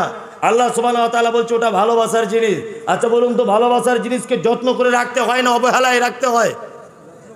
যত্ন করে। বেটাকে ঠিকঠাক রাখতে পারছেন তো? পারছেন? আল্লাহু আকবার। বর্তমানে একটা সন্তানের সবথেকে বড় শত্রু কে বলেন তো? সন্তানের সবথেকে বড় শত্রু এখন কে? আব্বা মা। ঠিক বলেছে, আব্বা মায়ের থেকে বড় শত্রু আর কেউ নেই। যদি বলছেন এটা আপনি কেমন কথা বলছেন, অবশ্যই আব্বা মা আপনার সবথেকে বড় বিপদ। কেন বিপদ? এই দেখুন, আপনাকে বলছে আপনার ছেলেটা 7 বছর বয়স, এবারে ঈদে চুল কেটে এসেছে, কাঁচি দিয়ে এইদিকে একটা এরকম আর এইদিকে একটা এরকম। আপনাদের এদিকে ছেলেরা করে না, আমাদের দিকে করে, এদিকেও করে। চুল লাল করছে, এদিকে কালো, এদিক করছে না? করছে। হ্যাঁ। আর জিন্স প্যান্ট চারিদিকে ছেঁড়া কোঁড়া প্যান্ট এসব করছে না? করছে। আবার গেঞ্জি পরছে, পিছনে লেখা আছে পরাণ যায় জ্বলিয়ারে। সাংঘাতিক ব্যাপার, যে কত জ্বলনে ভুগছে আল্লাহ ছাড়া কেউ জানে না। আল্লাহ, এগুলো ঘটছে কি ঘটছে না? আচ্ছা বলুন, এই যে চুল কাটা, এই যে গেঞ্জি পরা, এই যে প্যান্ট পরা, আচ্ছা বলুন তো ওই বেটাটার জন্য বিপদ না বিপদ নয়? বিপদ। ওর বাপ ওকে কেন বলে দিতে পারছে না এইটা করলে জাহান্নামের রাস্তা, এটা করলে হাদিসের খেলাফ, এটা করলে গুনাহ হয়ে যাবে? বাপ আমরা কোনোদিন বলে দিতে পেরেছি? বলুন কোনোদিন পেরেছি? কোনোদিন পারিনি। আল্লাহ আকবার। অথচ আল্লাহ সুবহানাহু ওয়া তাআলা বলছেন, ইয়া আইয়ুহাল্লাযীনা আমানু, তোমরা যারা ঈমানের স্বীকৃতি প্রদানকারী, কু আনফুসাকুম, নিজে বাঁচো, ওয়া আহলিকুম নারা, তোমার পরিবারকে বাঁচাও। নিজে বাঁচো আর তোমার বেটা বেটিদেরকে কোথা থেকে বাঁচাও? জাহান্নাম থেকে বাঁচাও। তোমার বেটা যে এই চুল কাটা, এই প্যান্ট পরা, এই ঢঙে কথা বলা, এই যে মানে বিদেশীয় কৃষ্টি কালচার নিজেকে নিজের ভিতরে আনা, এইগুলো হাদিস কোরআনের খেলাফ না হাদিস কোরআনের পক্ষে? কোনটা খেলাফ? আপনার বেটাকে প্রতিবাদমূলক ভাষা দিয়ে জবাব দিতে হবে কি হবে না? আমরা পেরেছি? কেউ পারেনি। আল্লাহ ইখওয়ানুকুম, আল্লাহ সুবহানাহু ওয়া তাআলা বলছেন তোমার ভাই পৃথিবীর সব থেকে ভালোবাসার জিনিস। ভাই ভালোবাসা না ভাই সর্বনাশ? এখনকার দিনে ভাই ভালোবাসা না ভাই সর্বনাশ? সর্বনাশ। আল্লাহ আকবার। আল্লাহ, ভাই ভাই কি অবস্থা! আর যদিও বা ভাই ভাই একটু সম্পর্ক ভালো ছিল, কিন্তু আমাদের থানার বড় বাবুদের জন্য আর সংসারে 12টা বেজে গেল। ভাই ভাই তবে একটু মিল হয়, কিন্তু ওই যে আপনার স্ত্রী আপনার ভাইয়ের সঙ্গে মিল রাখতে দিবে না, দিবে দিবে না। অথচ আল্লাহ বলছে ওই খোয়ানুকুম, ভাই হচ্ছে পৃথিবীর সব থেকে ভালোবাসার জিনিস। 3 নম্বরের সিরিয়ালে আল্লাহ তাআলা বলছেন সত্যি ভাই আপনজনই, তাই না? যার আব্বা মারা গেছে, বড় ভাই যদি বেঁচে থাকে অনেক সময় পরামর্শের একটা মানুষ পায়, তাই না ভাই? ওয়া আজওয়াজুকুম, আল্লাহ বলছে তারপরে ভালোবাসার জিনিসকে তোমার স্ত্রী, তোমার স্ত্রী তোমার ভালোবাসার জিনিস। আল্লাহু আকবার। স্ত্রী ভালোবাসার জিনিস তো। এখন থানায় যান, থানায় গিয়ে দেখবেন মোটামুটি 60% স্ত্রীরা অভিযোগ করে বসেছে স্বামীদের বিরুদ্ধে, ভালোবাসা নেই, মারধর, গাঁজা খায়, পরনারীর সঙ্গে সম্পর্ক, এরকম অভিযোগ হচ্ছে কি হচ্ছে না, হচ্ছে কি হচ্ছে না, অহরহ আপনি দেখতে পেয়ে যাবেন। অথচ আল্লাহ সুবহানাহু ওয়া তাআলা বলছেন ওটা তোমার প্রেমের জিনিস, ওটা তোমার ভালোবাসার জিনিস। পানির অপর নাম কি? জীবন। এটা খুব সস্তার জিনিস না? পানি সস্তা না দামি? সস্তা, একদম সস্তা। 20 টাকাতে 20 লিটার পানি পাবেন না? বাড়িতে যদি 5,000 টাকার একটা কল যদি বসিয়ে নেন, সারা জীবন কিয়ামত পর্যন্ত পানি তুলে যাবে 10,000 টাকার একটা কলে। তার মানে পানি সস্তা না দামি? সস্তা। পানির নাম জীবন। পানি না থাকলে বাঁচা যায় না। তা আমাদের সমাজে নারীর এইরকম অবস্থা। নারী আমরা ভেবেছি খুব সস্তা, খুব সস্তা। মেয়ে ছেলে মানে একে মারবো আবার চলে আসবে, ওকে ধরবো আবার চলে আসবে, একে তেড়ে দিব আবার চলে আসবে, এরকম মনে করেছি না? শুনে রেখে দেন, সারা পৃথিবীতে যদি পানি বিলুপ্ত হয়ে যায়, পানির যদি সংকট দেখা দেয়, এত সস্তার একটা জিনিস, বলুন তো মানুষ বেঁচে থাকবে না মারা যাবে? মারা যাবে, অসম্ভব। খাসির মাংস 800 টাকা কেজি, এই মাংস যদি আপনি মরণ পর্যন্ত না খান, আপনি বেঁচে থাকবেন না মরবেন? বেঁচে থাকবেন। পানি যদি না পান বাঁচবেন না। একটা পুরুষের জীবন নারী ছাড়া শূন্য। আপনি যতই তাকে সস্তা মনে করেন, নারী ছাড়া একটা পুরুষের জীবন শূন্য। নারী ছাড়া একটা পুরুষ কখনোই ভালো থাকতে পারে না, কখনোই ভালো থাকতে পারে না। আমি একবার মালদা টোল ট্যাক্সে, ওই কদুবাড়িটা কি বলছে, ওখানে একটা টোল ট্যাক্স আছে, গাজল টোল ট্যাক্স। একদিন অনেক রাতের বেলা আসছি একটা রিক্সাতে করে, যে আমাকে একটু টোল ট্যাক্সে ছেড়ে দিবেন। আল্লাহু আকবার। তা আমি বসেছি, ভ্যানে দেখতে একটা সাধু বাবা বসে বসে গান গাইছে। আমাকে বলছে আপনি কি মৌলভী সাহেব? বলছি আমি মৌলভী সাহেব। বলছে আপনি কি করেন? বলছে আমি জলসা টলসা বক্তব্য দিয়ে বেড়াই। বলছে আপনি কি করেন? বলছে আমি ওই কীর্তন করে বেড়াই। ভালো করেছেন। আমাকে বলছে আপনি বিয়ে করেছেন? বলছে হ্যাঁ বিয়ে করেছি। ছেলে মেয়ে আছে? বলছে হ্যাঁ। বলছে আমি তাহলে মজায় আছি, বিয়ের সাথে বিয়ে আবার মানুষ করে। এই পরের মেয়েকে নিয়ে টেনশনে ভুগছে, রাতে ঘর যেতে হচ্ছে। আর আমি কোনো ব্যাপার না, প্ল্যাটফর্মে যাবো, বিছানা করবো, ঘুমাবো বিন্দাস, আমার বউ ছেলে কেউ নাই, আমি কত আনন্দে আছি। আমি তখন বলছি সাধু বাবা, এই আনন্দে যদি আপনার আব্বা যদি থাকতেন, আপনি এখন যে আনন্দে আছেন, এই আনন্দে যদি আপনার আব্বা যদি থাকতেন, তাহলে আপনার এই সাধু বার হয়ে যেত না? বার হয়ে যেত। কখনোই স্ত্রীকে কটু কথা বলতে যাবেন না, ওকে একটু ভালোবাসুন। আল্লাহু আকবার। ও ছাড়া আপনার জীবন বেকার। আপনি জানেন যে আপনাকে ও কত পাপ কাজ থেকে বাঁচিয়ে দেয়? আপনি জানেন যা আপনার মা পারে না, যা আপনার আব্বা পারে না, যা আপনার বোনের পক্ষে অসম্ভব, যা আপনার বেটির পক্ষে অসম্ভব, আপনাকে এই রকম কাজ সম্ভব কার কাছে? স্ত্রীর কাছে। আপনি অবাক হচ্ছেন না? অবাক হচ্ছেন না? আপনি বিয়ে করেছেন ওই মুর্শিদাবাদে, অনেক লোকের বউ আছে না মুর্শিদাবাদের লোক লঙ্কা কম খায়, আপনার এখানকার মানুষ লঙ্কা বেশি খায়। কোনোদিন কোনো মেয়ে বলেছে যে লঙ্কা বেশি হয়ে যাচ্ছে তোমার সংসার করবো না? বলে? ওরা ডাল খেতে পছন্দ করে, বেগুন খেতে পছন্দ করে, দুজনের পছন্দ আলাদা। দুজনের কারো কোনো দিন কোনো পরিচয় ছিল না। 3 দিনের মেলাতে আপনি যে আন্ডার প্যান্ট পরে থাকেন, খুলে রেখেছেন, ওই আন্ডার প্যান্টটা দেখছি ও সার্ফ দিয়ে পরিষ্কার করছে, অপরিচিত মেয়ে। আপনার জাঙ্গিয়া পরিষ্কার করে, আপনার জন্য ভাত খুলে রেডি করে নিজে অপেক্ষা করে, আপনার জামা কাপড় পরিষ্কার করে। স্ত্রী যদি না থাকে আপনি যৌবন মেটাবেন কি করে? সারা জীবন আমি একভাবেই থাকবো, মেয়ের প্রয়োজন নেই, এটা বোকা মানুষের কাজ। নারী ছাড়া পুরুষ থাকতে পারে না। যৌবন যার আছে নারীর তার প্রয়োজন আছেই আছেই। বিকল্প যত রাস্তাতে আপনি আপনার যৌবনের খিদা মেটাতে চাবেন, প্রত্যেক রাস্তাটাই হচ্ছে পাপ। নারী ছাড়া আপনি পতিতালয়ে গিয়ে আপনি আপনার যৌবনের ক্ষুধা মেটাবেন, ওটা হারাম। আপনি আপনার যৌবনের ক্ষুধা অন্য কোনো হোটেলে গিয়ে রাত কাটাবেন, এটা হারাম। আপনি নারী ছাড়া, স্ত্রী ছাড়া আপনি যদি মনে করেন আমি হস্তমৈথুনের মাধ্যমে আমি আমার যৌবনের তৃষ্ণাকে মিটিয়ে ফেলবো, এটা মারাত্মক হারাম। এই আনন্দ, এই তৃপ্তি, এই পাপ কাজ থেকে বাঁচাতে পারে কে? স্ত্রী। একে এত অবহেলা কেন করেন?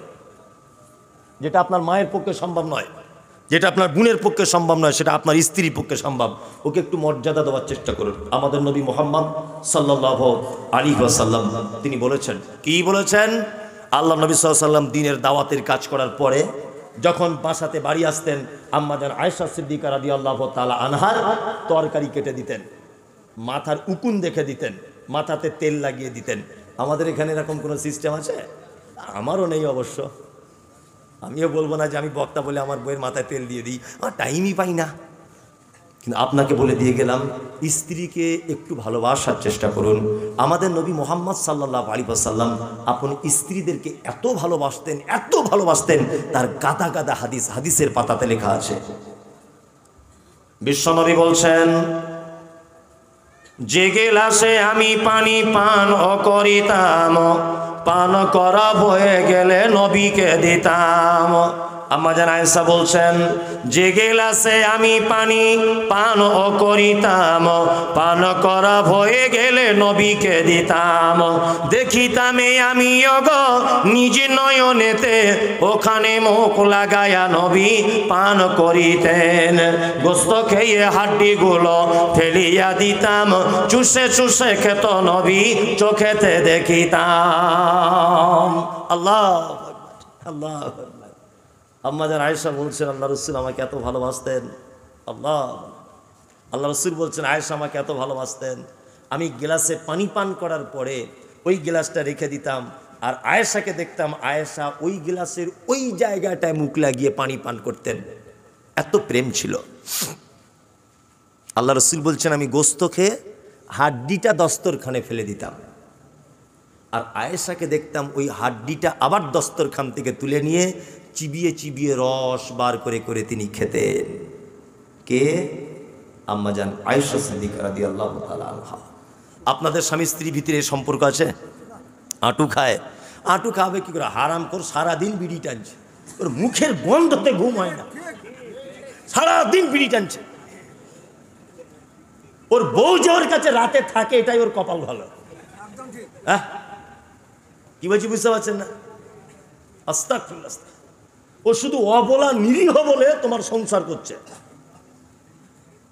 তাছাড়া তোমার মুখে যা গন্ধ, বাসে ট্রেনে আগে যখন জলসা করতাম দেখতাম তো সিটের পাশে কেউ কেউ বসতো, তা পাঁঠা ছাগলের মতো গন্ধ, কথা বললে ভ্যাট ভ্যাট করে গন্ধ বার হচ্ছে। আর আমি ভাবি যে এর বউ এর কাছে থাকে কি করে, সে বড় জ্বলনে রয়েছে। আবার কিছু লোককে দেখতে পাওয়া যায় এরকম লোক, কি লোক? ফজর আজান দিচ্ছে মসজিদে, আসসালাতু খায়রুম মিনান নাওম, ওর উচিত ছিল দাঁতন করতে করতে মসজিদে যাওয়া। ও হারামখোর বাড়িতে বিড়ি ধরিয়ে মসজিদের গেটে বিড়ি ফেলে আবার গিয়ে কাতারে জয়েন করে দিচ্ছে। এরকম লোক আছে না নেই? ছি ছি ছি ছি ছি, লজ্জা শরমও নেই। বিড়ি নিয়ে বলছে নামাজ পড়ছে, একটু লজ্জা শরম তো থাকার দরকার। আল্লাহু আকবার। আল্লাহ তুমি জাতিকে হেফাজত করো, আমিন। আল্লাহু আকবার। আমরা যারা এই সমস্ত কাজে লিপ্ত, আল্লাহ তুমি আমাদের দ্বীনের জ্ঞান দান করো, আমিন। আপনার কাছে মূল যে কথা সেটা হচ্ছে আল্লাহ সুবহানাহু ওয়া তাআলা বলছেন, ওয়া আজওয়াজুকুম, তোমার বিবি হচ্ছে তোমার নিয়ামত, তোমার ভালোবাসার জিনিস। ওয়া আশিরাতুকুম, আত্মীয়তার সঙ্গে ভালো সম্পর্ক রাখবে, তোমার নিকট আত্মীয়, এটা হচ্ছে তোমার ভালোবাসার জিনিস। ও আমওয়ালুন ইকতারাবতুমুহা, তোমার উপার্জিত সম্পদ তোমার ভালোবাসার জিনিস। উপার্জিত সম্পদকে আমরা মায়া করি না? এই পৃথিবীতে আমাদের যত অর্থ কামাই করছি, এটা আমরা ভালোবাসি না বাসি না? বাসি। বোকা তো গাছে ধরে না। আচ্ছা বলুন তো, এই পৃথিবীর মালিকটাকে কে? আল্লাহ। এই পৃথিবীর মালিক কে? আল্লাহ। আল্লাহ গোটা পৃথিবীর মালিক। আল্লাহ বলছে যে পৃথিবীটা আমার কাছে মাছির ডানা সমপরিমাণ মূল্য নেই। কে বলছে? আল্লাহ। আর এই পৃথিবীতে যারা 40-50 বছর ভাড়াটিয়া, 60 বছরে আমি আপনি আছি, বলছি এটা আমার ওটা আমার, পরের জমি দখল করে নেওয়া, এর জমির দলিল অন্য নামে রেকর্ড করে দেওয়া, ওই বোনের জমি ফাঁকি দেওয়া, এই চিটিংবাজি, এই ওখানে রাস্তায় গাড়ি আটকে টাকা আদায় করা, এসব করছে কি করছে না? জমির মালিক বলছে আমার কাছে দাম নাই, আর ভাড়াটিয়া দেখছি গরিব বাবা এর ওর জমি জোর দখল করে নিচ্ছে। কি আশ্চর্য ব্যাপার! করছে কি করছে না? করছে। আল্লাহ সুবহানাহু ওয়া তাআলা বলছে আমওয়ালুন ইকতারাফতুমুহা ওয়া তিজারাতুন তাখশাউনা কাসাদাহা। এমন একটা ব্যবসা তুমি তাকে ভালোবেসে ফেলেছো যে নামাজের টাইমে নামাজ আসতে গেলে ব্যবসায় লোকসান হয়ে যাবে, এই আশঙ্কা তুমি করো। এটা তোমার খুব প্রিয় ব্যবসা। প্রিয় ব্যবসা নয়? অনেক মানুষ আছে দোকান খুলে বসে আছে, হ্যাঁ, রমজান মাসে বেচা কেনা বেশি হয়, মুয়াজ্জিন আজান দিচ্ছে, হাইয়া আলাস সালাহ হাইয়া আলাল ফালাহ, সবাই মসজিদে আসে, ও আসে না, ও জানে যদি নামাজ পড়তে চলে যাই 10টা কাস্টমার কেটে যাবে। আল্লাহ বলে তাকশাওনা কাসাদাহা, এমন একটা ব্যবসাকে তুমি ভালোবেসেছো, এমন একটা ব্যবসাকে তুমি আপন মনে করেছো, তার থেকে তুমি যদি বার হয়ে আমার জন্য টাইম দাও, তোমার ব্যবসায় লস হয়ে যাবে, তোমার ব্যবসায় ঘাটা দেখা দিবে। আল্লাহ বলছে আপন ব্যবসা, তোমার এই মহব্বতের ব্যবসা, মাসাকিন তারজাউনাহা, আর তোমার মজাক করা বাড়ি, তোমার মার্বেল লাগানো বাড়ি, তোমার বিশাল রাজপ্রাসাদ বাড়ি, তোমার এই আদরের বাড়ি তুমি এত ভালোবাসো, আল্লাহ বলছো মাসাকিন তারজাউনাহা, আর তোমার মহব্বতের বাড়ি। একটা একটা করে আবার প্রথম থেকে আপনাকে বলছি। আল্লাহ বলে পৃথিবীতে ভালোবাসার জিনিস তোমার আব্বা মা, দ্বিতীয় তোমার সন্তান, তৃতীয় তোমার ভাই, 4 নম্বরে তোমার স্ত্রী, 5 নম্বরে তোমার সম্পদ, 6 নম্বরে তোমার ব্যবসা, 7 নম্বরে হলো তোমার উপার্জিত বাড়ি। এই সমস্ত কিছুর থেকে আল্লাহ বলে আহাব্বা ইলাইকুম মিনাল্লাহি, আমার প্রতি তোমার ভালোবাসা থাকতে হবে, ওয়া রাসূলিহি, আর আমার রাসূলের প্রতি ভালোবাসতে হবে, ওয়া জিহাদিন ফি সাবিলিহি, আর আমার রাস্তায় জিহাদ করাটাকে ভালোবাসতে হবে। আল্লাহ বলছেন ফাতারাব্বাসু, তাছাড়া তুমি অপেক্ষা করবে, হাত্তা ইয়াতি আল্লাহু বিআমরিহি, আমার তরফ থেকে তোমাদের উপরে আযাব চলে আসবে। পৃথিবীর কোনো শক্তি আমার বিপর্যয় থেকে তোমাদের বাঁচাতে পারে না, পারে না। আল্লাহ বলছে এত ভালোবাসার জিনিস তোমার ব্যবসা, তোমার টাকা, তোমার পিতামাতা, তোমার সম্পদ, তোমার আত্মীয়তা, সমস্ত কিছুর থেকেও তুমি কি করবে? আহাব্বা ইলাইকুম মিনাল্লাহি ওয়া রাসূলিহি, আমার প্রতি তোমার মহব্বত থাকতে হবে, আমার রাসূলের প্রতি তোমার মহব্বত থাকতে হবে। নাম্বার 3, আমার রাস্তায় জিহাদ করাটাকে তোমাকে মহব্বত করতে হবে। ফাতারাব্বাসু, আল্লাহ বলছে যদি মহব্বত না করো, হাত্তা ইয়াতি আল্লাহু বিআমরিহি, তোমরা অপেক্ষা করবে। আল্লাহু লা ইয়াহদিল কওমাল ফাসিকিন, আল্লাহ ফাসিকদের কখনো হেদায়েত দান করে না। তোমরা অপেক্ষা করবে বান্দা, তোমাদের উপরে আমার আল্লাহর আযাব চলে আসবে। 3টে জিনিস না করলে কি আসবে? আল্লাহর আযাব চলে আসবে। আমাদের উপর আযাব আসছে না? আসছে, আসছে। আল্লাহর আযাব চলে আসলে আটকাবার ক্ষমতা আছে কারোর? আটকাবার ক্ষমতা কারো আছে?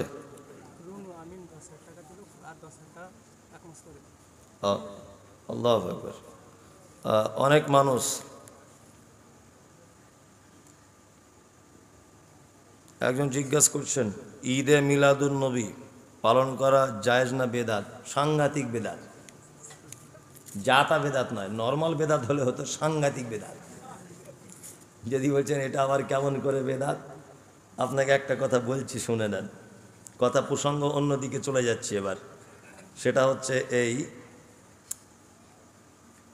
ঈদে মিলাদুন নবী কিছু মানুষের দাবি হচ্ছে যে 12ই রবিউল আউয়ালেই নবীর জন্ম, আবার 12 রবিউল আউয়ালেই নবীর মৃত্যু। কিছু মানুষের দাবি আছে না, একই দিনে জন্ম একই দিনে মৃত্যু। আচ্ছা, আমি মমতাজুল ইসলাম, আজকে আমার বিয়ে, আমার বিয়ে কিন্তু হয়ে গেছে, বোঝানোর জন্য বলছি, আজকে আমার বিয়ে। তা আমি ঠিক বিয়ে করতে যাব, ঢোল তাবলা বাচ্চা আনন্দ চলছে, সেই সময় তো আমার আব্বা মারা গেছে। কি হয়েছে? আব্বা মারা গেছে।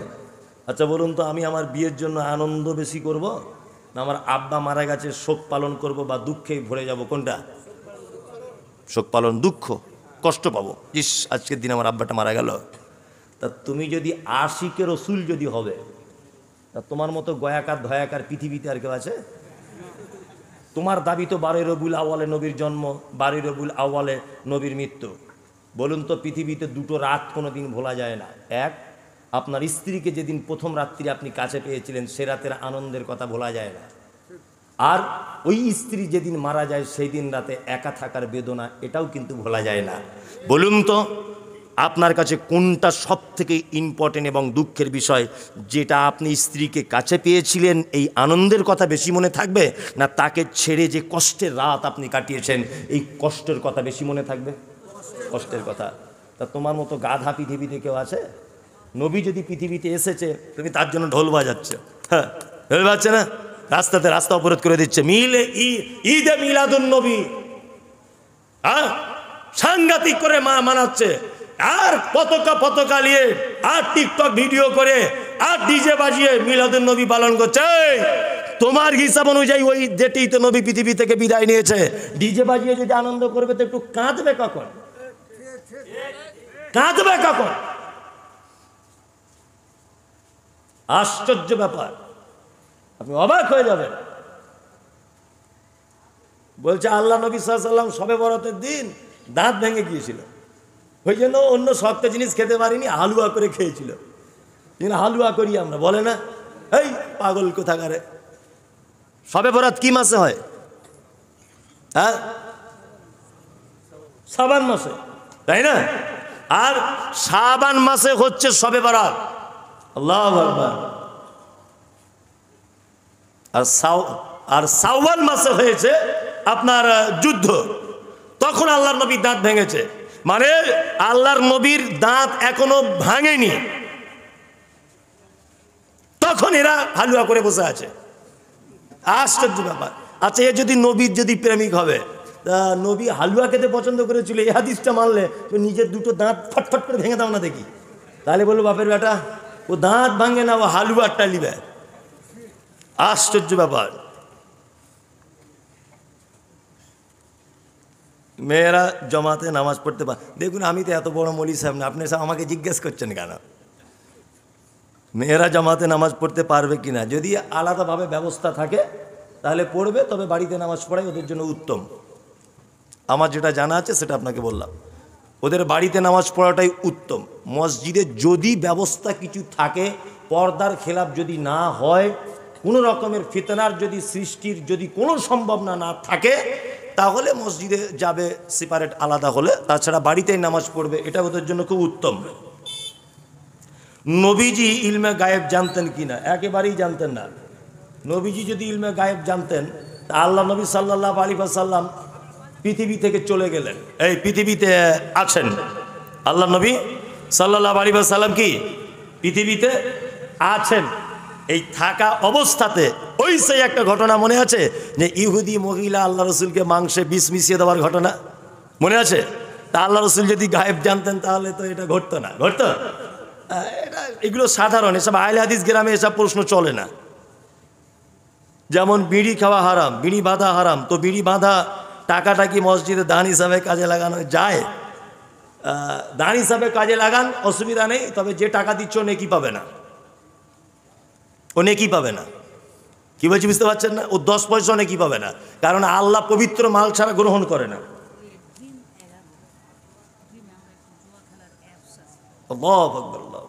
রবি সার্কেল নাকি আর একটা আছে এখন, ওই প্রসেনজিৎ, বাংলার প্রসেনজিতের নায়ক অ্যাডভার্টাইজ দিচ্ছে এখন। আবার ইদানিং আমি ভালো ভালো করে ভাবতাম, বা ভালো ভাবি, বাংলার ক্যাপ্টেন ছিলেন ক্রিকেটের সৌরভ, আমাদের দাদা দেখছে একটা জুয়ো খেলার অ্যাডভার্টাইজ দিচ্ছে, যে বেশি বেশি করে খেলো। কি আশ্চর্য! মানে শিক্ষিত হয় ভাই, এদের মতো বোকা শিক্ষিত মানুষ তো দেখিনি। প্রসেনজিৎ বাংলা চলচ্চিত্রে একটা বড় ভূমিকা পালন করে প্রসেনজিৎ, এর মতো একটা মহান মানুষ। আর খরাজ ওই যে সাদা মনে কাদা নেই একটা আছে, মোটা করে খুব ডায়লগ দেয়, বাংলা সিনেমাতে দেখেছেন? হ্যাঁ, ওরা দুজন মিলে দেখছি তাস খেলা, জুয়ো খেলার অ্যাডভার্টাইজ দিচ্ছে।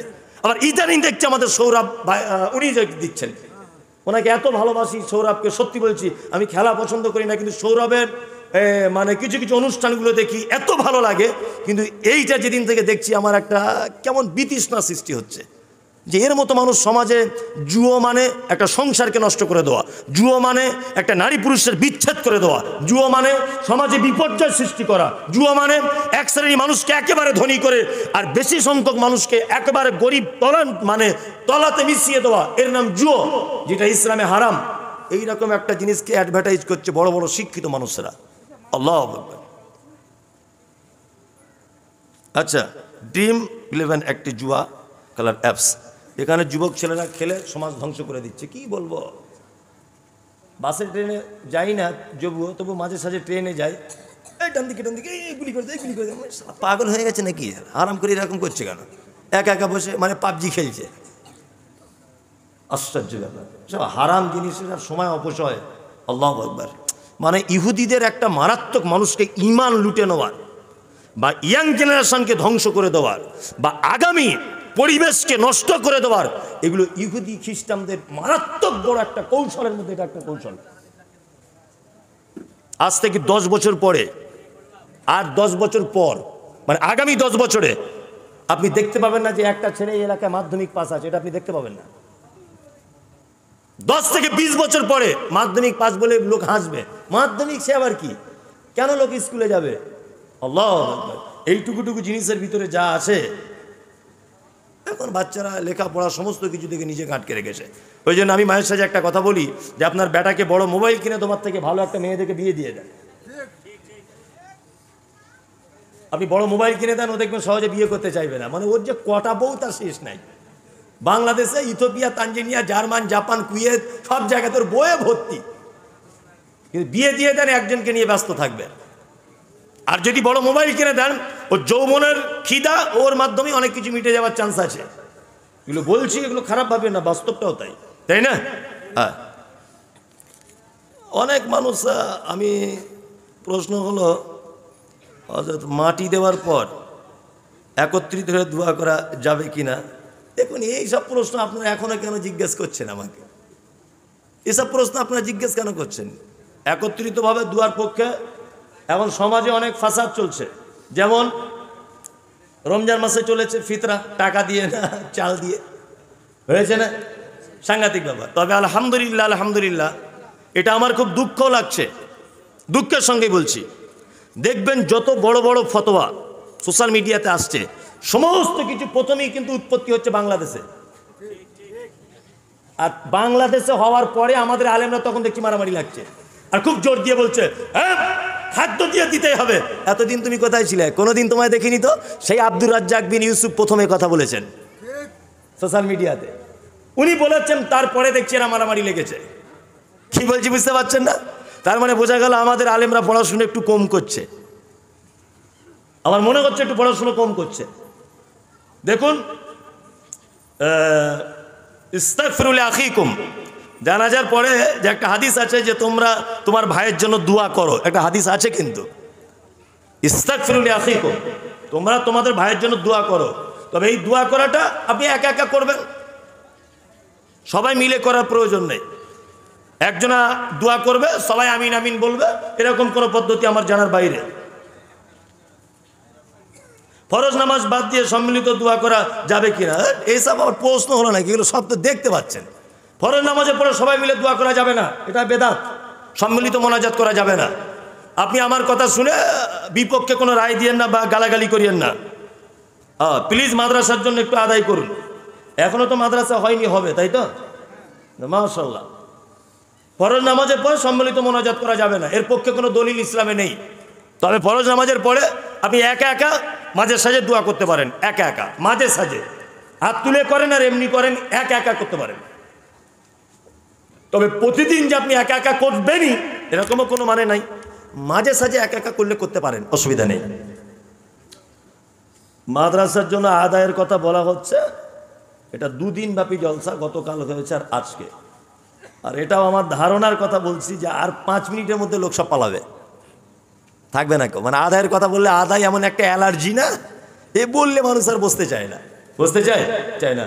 আলহামদুলিল্লাহ, তার মধ্যে একজন ভাই দিয়েছেন কত? এটা 20,000। আজহার কে? কইছে আজহার এখানে আছে? আজহার ভাই কে? রোহন আমিন। 10,000 টাকা নগদ, 10,000 টাকা বাকি। আজহার ভাইকে আছেন আপনি এখানে না চলে গেছে? নেই। উনি দিয়েছেন 14,000 টাকা। আল্লাহুম্মা সাল্লি আলাইহি আল্লাহুম্মা বারিক আলাইহি। আল্লাহ তুমি তার মালে বরকত দাও, আল্লাহ তুমি তার জানে বরকত দাও, আল্লাহ তার সংসারে সচ্ছলতা দান করো। আর কেউ আছেন ভাই? মেহেরবানি করুন। আর একটা কথা বলছি, এই যে মাদ্রাসার আদায় করা, ও গো আল্লাহ দয়াময় দয়ারি সাগর অমুক তমুক জান্নাতে ঢুকিয়ে দাও, এটা মারাত্মক বড় বেদাত। কি বলছি বুঝতে পারছেন না? এ ভয়ঙ্কর বেদাত। তবে আমাদের সমাজ আবার এমনভাবে চলছে যে ওই রকম করে না করলে আবার টাকাও দেয় না। আবার কিছু লোক আবার আছে, তার নাম না বললে আমার নামটা একটু বলো, আমার নামটা একটু বলো, এরকম লোক আছে না? আছে কি নেই? আছে। এ দান করে নে কি পাবে না? ওর যদি উদ্দেশ্যই হয় যে আমার নামটাই বলতে হবে, তাহলে এই দান করার কারণেই হিতে বিপরীত হয়ে যাবে। আল্লাহ তো নাম ভালো রকম জানে। আসুন ভাই একটু মাদ্রাসার জন্য মেহেরবানি করুন। কেউ আছেন ভাই? আজহারউদ্দিনের মতন, রুল আমিনের মতো আর কেউ ভাই আছেন যার 10,000 5,000 20,000 টাকা আপনারা কেউ দিবেন? আছেন ভাই? আরে 1,000 2,000 আল্লাহর রাস্তায় একটু দেন। মাশাআল্লাহ। বেনামিতে একজন 10,000 টাকা। আল্লাহুম্মা সাল্লি আলাইহি আল্লাহুম্মা বারিক আলাইহি। দেন, সকলেই দেন। রুনু আমিন 10,000 নগদ, 10,000 বাকি। সর্বোপরি উনি দিয়েছেন 20,000 টাকা। আল্লাহুম্মা সাল্লি আলাইহি আল্লাহুম্মা বারিক আলাইহি। ওর আব্দুর রফিক অ্যাম্বুলেন্স 5,000 টাকা। কি বললাম, একটা লোক আর বুঝবে না। জাগির মাস্টার 5,000। আর কেউ আছে?